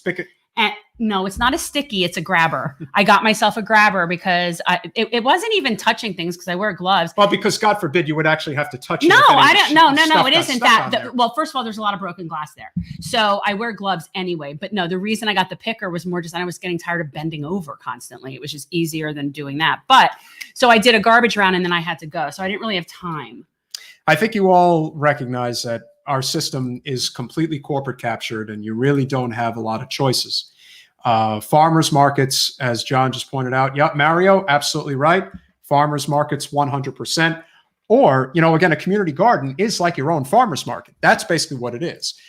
We went to a really great farmers market on Saturday, part of Small Business Canvassing Saturday, which we do, promoting local small businesses throughout the area. That's what you guys, we highly recommend. Morondo Farms. Morondo Farms. In really great produce, really great eggs. And here's a little secret. Yeah. Eggs are not supposed to be refrigerated if they are coming directly from the chicken, or in this case, the duck. Or the goose. Or the goose. They have duck eggs, goose eggs. They're actually supposed to be room temperature. That's the way eggs are supposed to be. Yes, they are. And what makes them even better is when they are directly from the chicken and they are not through the processing portion that goes through Publix and Costco. It's a national thing, but this has to do with the FDA. Like this has to do with the requirements. You know why they have to be refrigerated, right? Oh, I am actually not aware why. This is why. So our eggs in this country that are sold commercially are sprayed with this chemical that's essentially like a bleaching chemical. And what it does is it erodes away at the shell so that the shell is not properly capable of protecting itself against the environment. Or, from getting bacteria or whatever it would get. Whereas if you would just leave it alone, then it could just sit out. So when you buy eggs, I remember being in Costa Rica and in the little market, and they keep their eggs in a basket on the counter like they do in France, like they do in other places, because they don't allow companies to poison their citizens. That's something that we do special here. So, yeah. No, there's no question that for anybody, again, there is a great podcast that Jen did a couple of months ago on sustainable farming. Which one is that? When I interviewed the author from the book? Yes. Okay, so her name is Kristen Olson, and she wrote a book called The Soil Will Save Us, which is amazing. And that I came across that from watching a really good Netflix movie, which I highly recommend, called Kiss the Ground. What's her name again? Kristen Olson. Kristen Olson. And I think it's The Soil Will Save Us. And I think it's OHLSON, I think is her name. And I interviewed her. I don't even remember when. I think it's like 2 months ago. 2 months ago, about the book. And it's so incredible what soil can actually do. I mean, it's one of those things that we can do that doesn't cost us anything to do. No. And that's why it's something that we should be doing. And again, the more you learn about, and this is one of the things, guys, very important. This is one of the things that brings us together with right of center or even libertarian right, Trump supporters, whomever, a lot of them live in rural parts of the country and they are all about sustainability. They want to live off the grid. Yeah. They don't want the government helping them with anything. So the idea of doing sustainable farming would appeal a great deal to people who are like that. And this gives you even more financial staying power. If you want to beat the corporate system, the easiest way to do it is to learn how to be self-sustained. The biggest problem we face today is that most of the people who are dependent on the corporate system are people who live in major cities. And why is that such a big problem? Because major cities are tremendously democratic in terms of volume. So it does become this, left, right, red, blue dichotomy that shouldn't exist anymore. It's again, that is the death of us, because we're looking for reasons not to get along with somebody. And if all you're going to do is just cast everybody as a racist and a sexist and a misogynist and all that. I have a lot of problems with you people. And you're going to hear about it. I've got some grievances with you people. Yeah. And that to me is really how we can make that change. So, I mean, if you've never had a real farm fresh egg with the blood orange center, the greatest, the best. Well, I mean, they're not really incredible, tremendous, totally. It makes me happy because I feel like I can eat eggs when they're like that, because otherwise I won't eat eggs. And somebody's saying something that I was cool. I've been to Central America. Yeah, I've actually been to Costa Rica twice. I love Costa Rica. If I didn't have children, I'd be living in Costa Rica. Costa Rica is very nice. Costa Rica makes me so happy. That's great, Monica. And yes, we absolutely would. And are libertarians open to communist ideas? Again, it's not what you want to say. Because libertarians are every man for himself. Well, I guess what he's alluding to is this idea. Are you suggesting that community gardens are communist? Well, I guess if you want to be technical about it. But communism is belief that all property should be shared. And I don't believe in that. And I don't think most people do. I mean, a community garden is more of a worker co-op. Well, that's why it's not. This is the kind of thing where you're going to have people in that community. What we're doing, that they can come, they can volunteer, they can help in the garden, and for that they can take produce. So, I mean, we're trying to spread it to, like what I said before about fleet farming. And we are also, one of the things that this garden is, they're giving clippings to people to be able to start their own gardens at home. So this is going to be educational. There's going to be a lot of stuff going on. A lot of good opportunities there. And we're hoping, like I said, to expand it in the district. But this is just one of those things in terms of how do you build the community better? This is one of the ways. It's so good. Sustainable farming is 1000% one of the best things you can do. And in terms of being able to fight back against Amazon, this is one of the ways to do it. Because like I said, when it comes to Amazon, probably the most difficult thing that people would probably have to give up is their ability to get food delivered. Whether it's because they don't live close enough or because they've simply grown accustomed to this idea of having everything delivered. Amazon also makes it very difficult because of their price point. Their subsidies, everything that they get. If you've ever ordered meal delivery freshly, I do Blue Apron every once in a while, their cost is exceptionally higher, not because of the quality, but because of the fact that Amazon bottoms out the market. It's no different than what Walmart was doing since the 1990s. The mom and pop shops that do not exist in the rural parts of the country anymore, most of that has to do with Walmart just completely destroying working class America in many ways. No one wants to work in Walmart, but they have to work there. No one wants to work at Amazon, but they have to work there. Think anybody wants to walk around with a freaking diaper on in a warehouse or in a truck because they have to make a schedule? And if they mess up on that schedule, they can literally be shit canned and they have no other opportunity? No, I'm opposed to all of these things. So that's why we have to see this change. I don't know how quickly it's going to happen. But you have to stop looking for reasons not to get along with your fellow man and woman. You have to find reasons to get along. So, okay, libertarianism was originally a leftist idea. I was speaking in terms of the Libertarian Party as it is right now, like who those people are that are part of that political party in this country are not the same people that what you're thinking about on the left. The people who actually have real libertarian values not the F you, I'm getting mine and nobody else. That's the party, though. The best, yes. That's but, what I'm saying. But the people that I would recommend that you listen to that are all about live and let live, sustainability, but also not being dependent on the government for everything. Vosh is a great example of that. Tim Pool is a great example of that. Kyle Kalinske is a great example of that. It's what you would call the libertarian left. They're not about... They're libertarian social liberty issues. Correct. Civil liberty issues. If you are a right-wing, far-right libertarian, like a Rand Paul or a Mike Lee are in the United States Senate, they basically believe that the government shouldn't do anything. Basically, like a couple of things like... Can you imagine? Well, should we have... believe. So, I know. And it's absurd.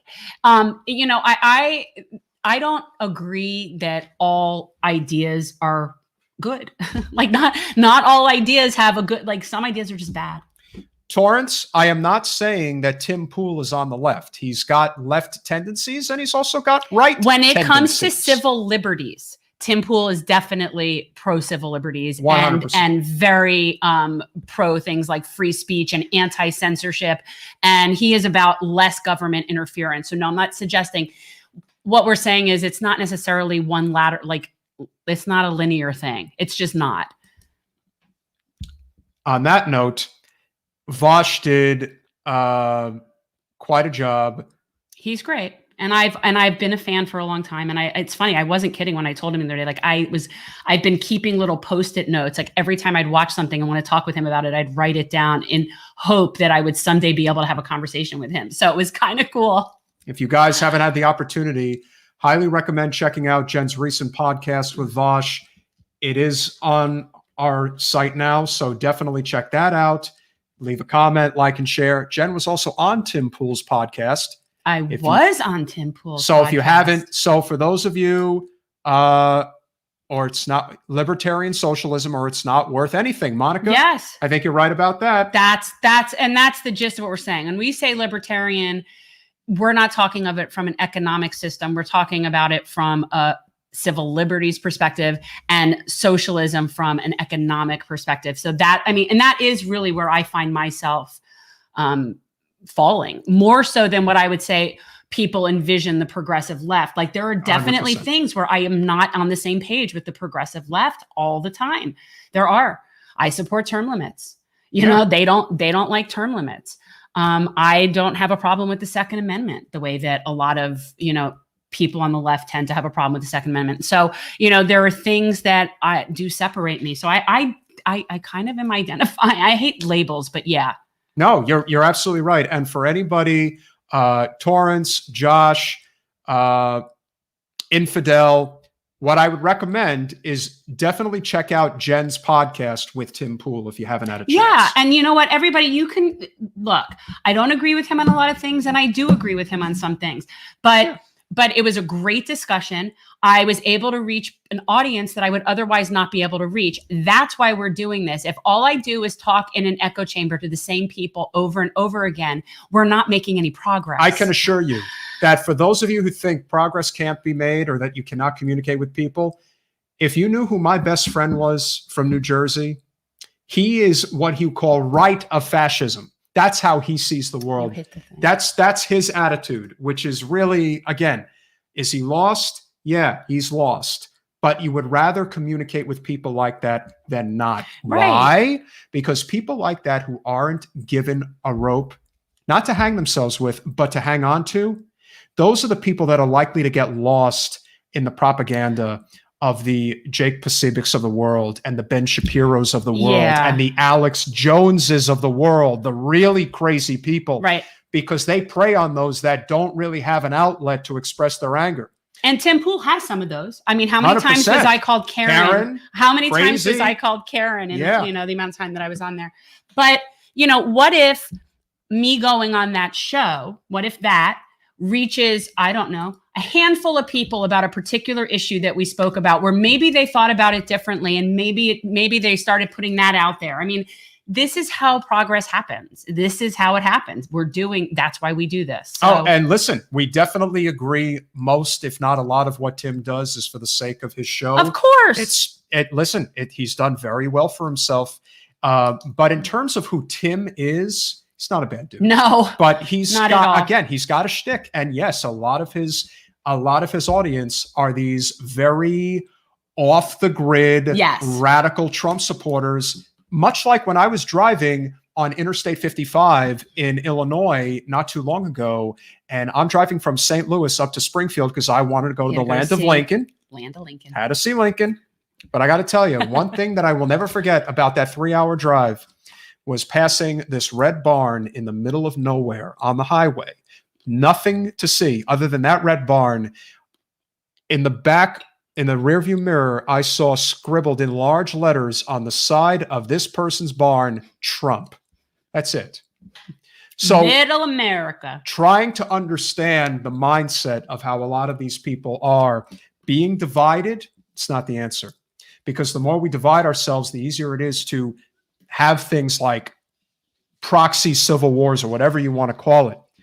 We have to find a way to be able to bridge the divide. The crazies that are out there, the real lunatics, the 5%, if you will, of those people who go to the Trump rallies, yeah, there's no helping them. It's not going to happen. Right. There's definitely going to be the too far gones, but that is a very small minority of people. And that's what people have to, we need to stop thinking about that like that. It's just not going to help us. Yeah, no. And again, that's why I love that name, Ronald Reagan. But yeah, so when good. I went on Tim Pool, and I felt the same, and Chris Smalls actually said the exact same thing that I say. I will go on any platform that's a legitimate platform. I'm not going to go, I don't need it to be somebody who agrees with me, but it can't just be like a farce. But I will go on any platform and I will talk the same policies. I'm going to speak my truth. And if that reaches people, then that's the point.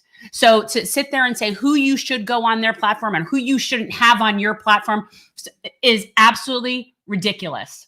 Yeah, no, yeah, and it is. And it's amazing to me the amount of people that critique that way. And I'm thinking, how would you suggest we reach people then, other than the people that are already here? I think that, Mario, yes, I agree. And, interestingly enough, who he gets that from, Mario? He gets it from the king himself, Alex Jones. Alex Jones, who, if you've ever read his... I wouldn't go on Alex Jones. Absolutely not. But I don't find him to have any meaningful discourse. See, Tim Pool, there's meaningful discourse on that show. You might not agree with it, but between the people in that room, there is interesting discourse. And so that's fine. But no, Alex Jones, and plus the whole thing with Sandy Hook, I can't with that, man. Yes. I just can't. I'll never get over that. And there is a point where you do have to draw the line. And I think, again, and it speaks more so to the fact that somebody like Tim figured out a way to make a substantial living off of the fear and anger of a lot of people living in this country right now who don't know where to go and don't know who to turn to, because almost all of our elected officials don't give a damn about us. They're mostly in it for a career. Look at Debbie Wasserman Schultz. I mean, she's the epitome of how bad, corrupt government can be. I love this, by the way. Sorry. Yeah. Fidel Castro. Yeah, no, that's fun. You guys are all got some really cool names. And you know what? You're right. That's exactly my point, though, is that it doesn't matter what he's doing. What matters is that it gets me on a platform to talk about what we're talking about. And that's the importance. And you guys are all bringing up very good points. I would say, Zen, what I would recommend is, if you haven't seen Jen's podcast with Tim, that's the type of thing that you need to see, because even though Tim is used to giving his echo chamber and having the people come on and reiterate those points, you should see that. Jen did go on there, and while there were a significant amount of them who pushed on her and were like, Karen, and you don't know what you're talking about, and you voted for Joe Biden and blah, blah, blah, there were quite a few people who were very receptive to what she was saying, she was saying. We've gained people on this podcast from that interview. No comparison between how many we gained because of Vosh. No, but those were my people already to begin with. But we did get 500 new subscribers just from Jen going on Tim's show. And 500,000 people saw that And podcast. I knew, obviously, that anybody who really likes Vosh is going to be someone who is much more in line with my thinking and is going to like what we're doing. I mean, obviously, that's definitely more my audience.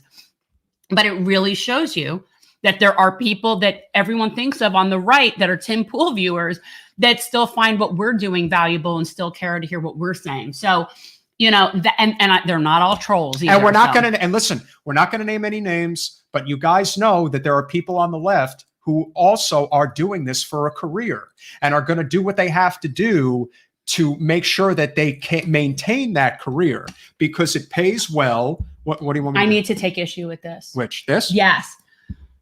No, he doesn't support Alex Jones. He's against Alex Jones being deplatformed, as am I. Now, I think Alex Jones is a nut job, and I wouldn't go on his show because I don't find there to be anything meaningful there. However, I am completely opposed to him being deplatformed, and that is what thank you, Jimmy. And that is what Tim Pool has supported. He is very much like a First Amendment absolutist, and so am I. So this is one of those things where, yeah, I think Alex is a nut, but you know, to each his own. How about that? That's not surprising, Torrance. And I can tell you, she lied to your face. I can tell you that probably more your stomach. She's very short, like a troll. Debbie's not a nice person, and she has quite a reputation that precedes her, and it's been that way for a long time. I got to say, in the amount of time that I've spent in Broward County and the people that I've met and even the people that know her, and people will say it in confidence. I mean, we met people on the trail. We met people who ran for office. A couple of people in particular have known Debbie for decades, and they admitted that they supported Jen, even though they would never say it publicly, because eventually you realize that the people who are in elected office are not exactly serving the people. And while they may be able to socialize with them and have, you know, break bread and do what they do on a social level, that's entirely different than actually wanting that person to be in charge of other people's lives. That's the misnomer that people do not understand. My best friend from back home, you know, he's like a brother to me. Would I ever vote for him to support his causes? Never in a million years would I do that. And that's the difference. You're always going to have the outliers, but being able to be in control, it makes all the difference in the world. That is. Thank you, Mario. Thank you, Mario. I appreciate that. And that is, in essence, what's really going on here. That's my point. That's the point. As long as I'm saying what, like, I'm not changing what you are just to appease. No. So I still am never going to get into that game with people as to who I should and shouldn't talk to. No. And again, and that's the thing, you know, when you're talking about things like civil liberties, Jen and Tim were able to see eye to eye on a lot of things, even healthcare. Believe it or not, Tim supports Medicare for all. So there you go. And Tim absolutely is completely against these foreign wars. Oh yeah. I mean, he's against for-profit prisons. He supports Medicare for all. He wants to get out of regime change wars, and he supports civil liberties. That's a whole lot of stuff we agree on right there. So like, that's when people I don't understand how they categorize. But when it comes to the issue of Donald Trump. Oh no, please. It's got to stop. I totally listen. That Tim Pool guy, he's really great. He really talks about me a lot, and he did a really, really incredible job. He tried his best, but it wasn't good enough. So now he's a total frickin' loser. I would never go on that guy's show. I would never give him the time of day ever again. He totally doesn't do enough, ever did. He had such a big audience. He totally could have convinced them. He totally could have, but he didn't do it. And that's why we had the election stolen, because he didn't work hard enough. He totally didn't show up. He didn't show up in D.C. for me. Can you believe that guy? He totally didn't show up. Everyone said they were going to show up for me, and Tim Pool never showed up. Thank you, Gray Walker. What a terrible, terrible person. He totally should have been there. Look what he did. He spelled genuine with a J. Oh, isn't that really incredible? Sweet. We're talking about me now. It's all about me. Don't you understand? It's all about me. I told you I wasn't going away. I'm never going anywhere. You're going to have to deal with me until I'm dead, and that may not be for a very, very long time. And 2024, did you hear? I might run again. Can you believe it? It would be really incredible. And did you see the numbers? Did you see the poll? The poll says I'm ahead. The poll says I'm the guy. and I may very well be that guy again. Tremendously, incredibly, bigly. Would you like to see me run for president again in 2024? That Joe Biden, Sleepy Joe, Crazy Joe, NAFTA Joe, every Joe in the book. John's requesting Bernie. But he's not a cup of Joe. He's totally not a cup of Joe. I prefer Bernie. Let Bernie, stop. Bernie needs to talk. Oh, it's going to happen. Uh-oh, John, look what you've started. The eyes are googly. I am terribly sorry. We didn't want to have to deal with that crazy person. I made sure that my good friend Joe became president, and we didn't have to deal. I just have to tell you, it looks so hilarious to look at Bernie Sanders in a t-shirt. Like, that just looks hilarious to me for some reason. Listen, I've been taking good care of myself, and I think I can wear a t-shirt now. All this COVID, I've been trapped inside. You would think I would have gained a lot of weight. I've actually been losing weight. You look very svelte, Bernie. It's really terrible because I'm not able to go to my favorite bakery and my favorite bagel shop anymore. I am not able to get outside the way I would like to. That is not good. Did you see the picture that was taken of me in the supermarket the other day? I did. You're wearing it's like a famous jacket at this point. Yeah, but they all were giving me probably from like Burlington Coat Factory. Well, they were all and saying that I wasn't wearing my chic. I wasn't wearing my mittens, and of course, we love the mittens. Now everybody expects me to wear mittens, even when I'm on the Senate floor. How do they expect? We love the mittens, but I can't do what I have to do if I have to wear those mittens. I would definitely not be as recognizable with my hands if it just wouldn't work. It wouldn't work, Jen. Okay. I can't wear the mittens forever. I know, but they're so cute. Oh, I know that they're really cute. Love the mittens. So for all of you that are here, I am hoping that you are enjoying this podcast. Make sure that you have subscribed. You're watching all the great podcasts. Everybody, hit the like button. Hit the like button. And make sure everybody learns about what Jen is doing, because you are really doing what needs to be done to make this a better place for all of us. You are not me, us. The collective is getting bigger by the day. So with that said, I really appreciate all that you do. Make sure that Donald dummy Trump doesn't come back and bother you anymore.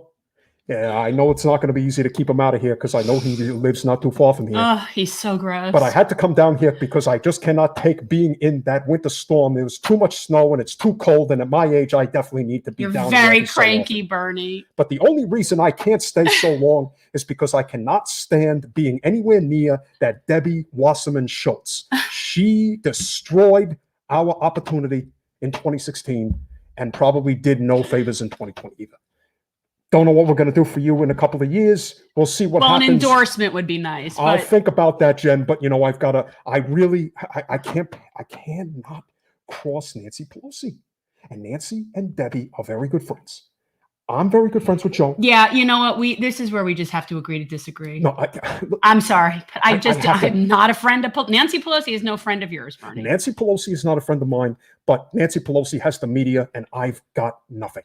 What am I supposed to do? You have nothing? You have arenas and stadiums full of people. Yeah, but I don't have arenas and stadiums down here. You know, your wife just started following me on Twitter. I told her to do that because I can't do it. If they did, they would think I was up to something. I gotta have in-betweens. How many people have I sent your way, Jen? Is that not enough? Haven't I sent you Nina Turner? Haven't I sent you my wife? What do you want next? You want me to send you my son? Would that make you happy? I appreciate you all being here. I hope you're entertained, but I gotta go. I got a plane to catch, and I cannot be late. Going through security takes forever, especially down here in Florida. You know how it is. You know how slow people are on the highway. So I gotta go, but I hope you're all doing well. T-shirt. We are going to pass that $1.9 trillion stimulus package tomorrow, and you're all going to get a $1,400 stimulus check. Please, no. I did the best I could, guys. I did the best I could. I'm going to try again. We'll try again next month, okay? But let's at least get the American people what they need, which is a $1,400 check. Are we okay with that? All right. Great. With the t-shirt, you're going to have to look at it when it's so funny. Well, I've got others. That's not the only ones that I do. We don't just... No. All right. He can't help it. I just It want to looks like he has a goiter on this side. Well, I just want to thank all of y'all for coming out here tonight again, supporting Jen. She's really done an amazing job. I'm sorry, but as much as Bernie wanted to be president, could you imagine what I would have had to deal with Hillary if I ever crossed her? I already have to deal with enough of her abusing the hell out of me. You told her that. It's not true, Mario. I'll convince her to do otherwise. Don't worry about it. It ain't true. She just, unfortunately, there's a lot of negative Nancys in this district, and we got to deal with them all the time. But you know how it is. There's nothing more important than making sure that this lovely lady here is taken care of, because if you don't get her to Congress, how am I ever going to get it on with this lovely, incredible person? I got to get away from Hillary. I just can't take it anymore. I can't convince her to come to Arkansas. That's way too far out. None of us want to be near her either. Well, that's all right. You're going to love it when we have Sarah Sanders as our new governor. I'm going to vomit. That's okay. You can vomit, and I'll take her after you're done. Oh, gross. Hey, listen, So at my gross. age, my standards are not that high. They never were. That's probably true. But then again, I got to take what I can get at this age, assuming I can even get anything. But I got myself quite a pad on top of my wonderful, incredibly swaggy library. Have you heard about it? It's really great. We don't talk about the Clinton Foundation there. I would think that the librarians would be hookers. Well, that's no, we're not going to go there. We're totally not talking about that. But I hope you guys enjoyed the show tonight. It's definitely been entertaining, and we'll be going for quite a while. Or maybe they look like kind of like the Kino girls from like a 70s Vegas hotel. Rocky, not as terrifying as you thinking you could give me a hard time. That could not be possible. Don't you know I've skipped through impeachment and I made it, baby. They couldn't stop me. The Senate acquitted. I don't think they're going to acquit Trump, though, do you? Yes, they will. Well, Donnie, they don't have enough. They don't have enough Republicans. It's all that. It's that simple. They just don't. They don't have the numbers. It's not going to happen. So we need to move on at this point. Well, we'll move on. We'll move on. They don't have the numbers. It's not going to happen. I'm moving on. I just want to come say hi, Jen. I know that I've been trying my best to charm the hell out of you, but it doesn't seem to be working too well. It's the goiter. If you guys want to give me some advice, I'm totally open to ideas. Just make sure it's possible.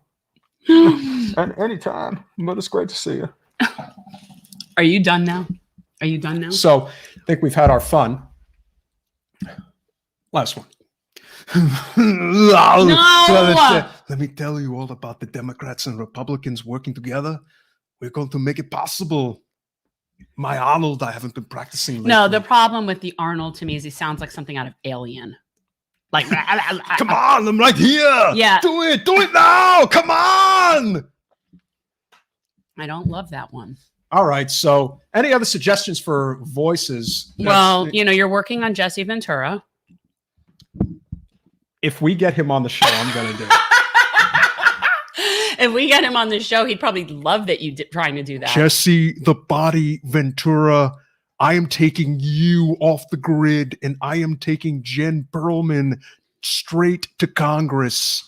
Yeah, it's just not right. No, it's not there. I know. He's working on it, guys. He's working on it. You want my... We're having an insurrection here. But we're having an insurrection. Jeff, they've breached the perimeter. Hey, Jen, you ever going to thank me for making sure that Bernie Sanders got screwed in the primary? That's my handiwork, right? I don't even want to talk about him. Oh, come on, man. No, I can't. And you don't do a good Obama. No, I haven't practiced Obama, and I haven't practiced my Arnold in a while. My three best of the three that you just heard. What's your poo-poo? We're a little punchy here. Now let me be clear, Rocky. And one more that I must say, Ronald Reagan, that does make fun of me, but I can accept it. I thought I did really well for the American people. No, see, it's not right. I'm telling you. My Reagan is not not yeah, really. see, I think, it's a tonal thing. Yeah, like I said, I got to practice it. If I practice, then I'll be okay. But I've got a few down. I hope you guys are enjoying the entertainment. I usually like to close the show with a little bit of impressions. You always do that. Mallory, you really want me to do Lindsey Graham? Oh, gross. Okay, but you know what? Lindsey Graham, he's got to be wearing ladies' undergarments. Like that man is one bathroom stall away from scandal on any given basis. I cannot fathom. Do you guys remember that congressman that got caught in the Minneapolis bathroom? Yes, of course. Absolutely. He was like the foot under the stall. What was his name again? Oh God, like Craig? No, not Craig. Oh my God, what was his name? John, you'll know who we're talking about. Lady G Hunty. I honestly think of him like how we would think of like J. Edgar Hoover. Larry Craig. Craig, I was right. Didn't I say Craig? Yeah. Bill Maher, when he was good, really let him have You mean before Bill Maher sucked ass? Well, that's the great thing about Bernie. More than anything else, what Bernie really did was he exposed the system for what it was. All the people that you thought were good on the left and they're really just fighting the GOP on the right because they're the evil idiots. No, actually, the system is completely corrupted and both sides stink. Some issues they're not as bad on. You know what? Can we end on a really good quote from my late Tanti, who was like one of the best people ever? Sure. Okay. So she used to always say, this is a very funny woman. I have stories. But anyway, she would always say, if you have nothing nice to say about the dead, say nothing. No. Okay. I screwed it up already. Here it is. If you have nothing good to say about the dead, say nothing. They're dead. Good. Ouch. People are going to be dancing on your grave when you're dead. I'm not having a grave. I'm not even having an obituary. I'm not having a funeral. I'm not having anything. I'm not having anything. I don't even care if people know I'm dead or not. If somebody calls and I'm dead, just tell them she died and then just move on. That's it. We don't need to have a whole big production. There doesn't need to be a whole thing. We don't just waste money. One thing like right out of a Seinfeld episode, licking the envelopes. It could be any way it is. It doesn't matter. You don't need to pour salt on a wound and make it cost any more than it has to. Neptune Society, cheapest way to go. Whatever floats your boat. But well, I don't. A little bit of time. I have got a lot of work to do before you go. I cannot stand maudlinness. Well, on that note, as the great Nina Turner would say, in honor of Black History Month as it officially began, the struggle, we are always in the struggle. Except for Lulu's all about white power. Look. Yes, she is. Wave goodbye, Lou. We appreciate you guys coming on tonight. Don't forget, Thursday night, live stream, we will be having Erica Smith, who is running for the United States Senate in North Carolina. She was a candidate who came very close in 2020. So we are... definitely, we're picking up some steam. Okay, first of all, Lou is not a fascist. Okay, she supported Buttigieg in the primary. We had words about it. That's a that's a fascist. Well, you know what? Look, she can't help herself. She is extremely if you saw her walk, she's definitely a Buttigieg supporter. But she's really overall a decent person. She does her best, but she's she's very neo-lib. She really is. She's very privileged. She is the epitome of white privilege. So we hope you guys will tune in on Thursday night. Keep spreading the word. Remember, like, subscribe, share, comment, do it all. We got lots of podcasts out there, lots of great ones. If you're just new, for any of you who are new to the podcast, obviously from Vosh, I've got lots of good ones. Highly recommend you go check them out. We've had Shahid Buttar. We've had Matt Seidel, the professional wrestler. I've had Mike Figueredo, David Dole, Bo of the Fifth Column. We've had Ryan Knight. Lee Camp. I interviewed Eleanor Goldfield, who's Lee Camp's partner on his podcast, about her documentary, which is really cool. And of course, we had Nina Turner. Yes, we did have Nina. And if you haven't seen Nina Turner, the Nina Turner podcast, you got to see it. It's as good as it gets. And obviously, we are very grateful that you guys were here tonight. Like I said, we're growing. We've only been doing this for a few months, but I think we're definitely on our way. I think we're building something here in South Florida. I know it's never really been tried before. We are basically we're the progressive hub in South Florida. So let's build it. That's us. Good night, all. Peace out.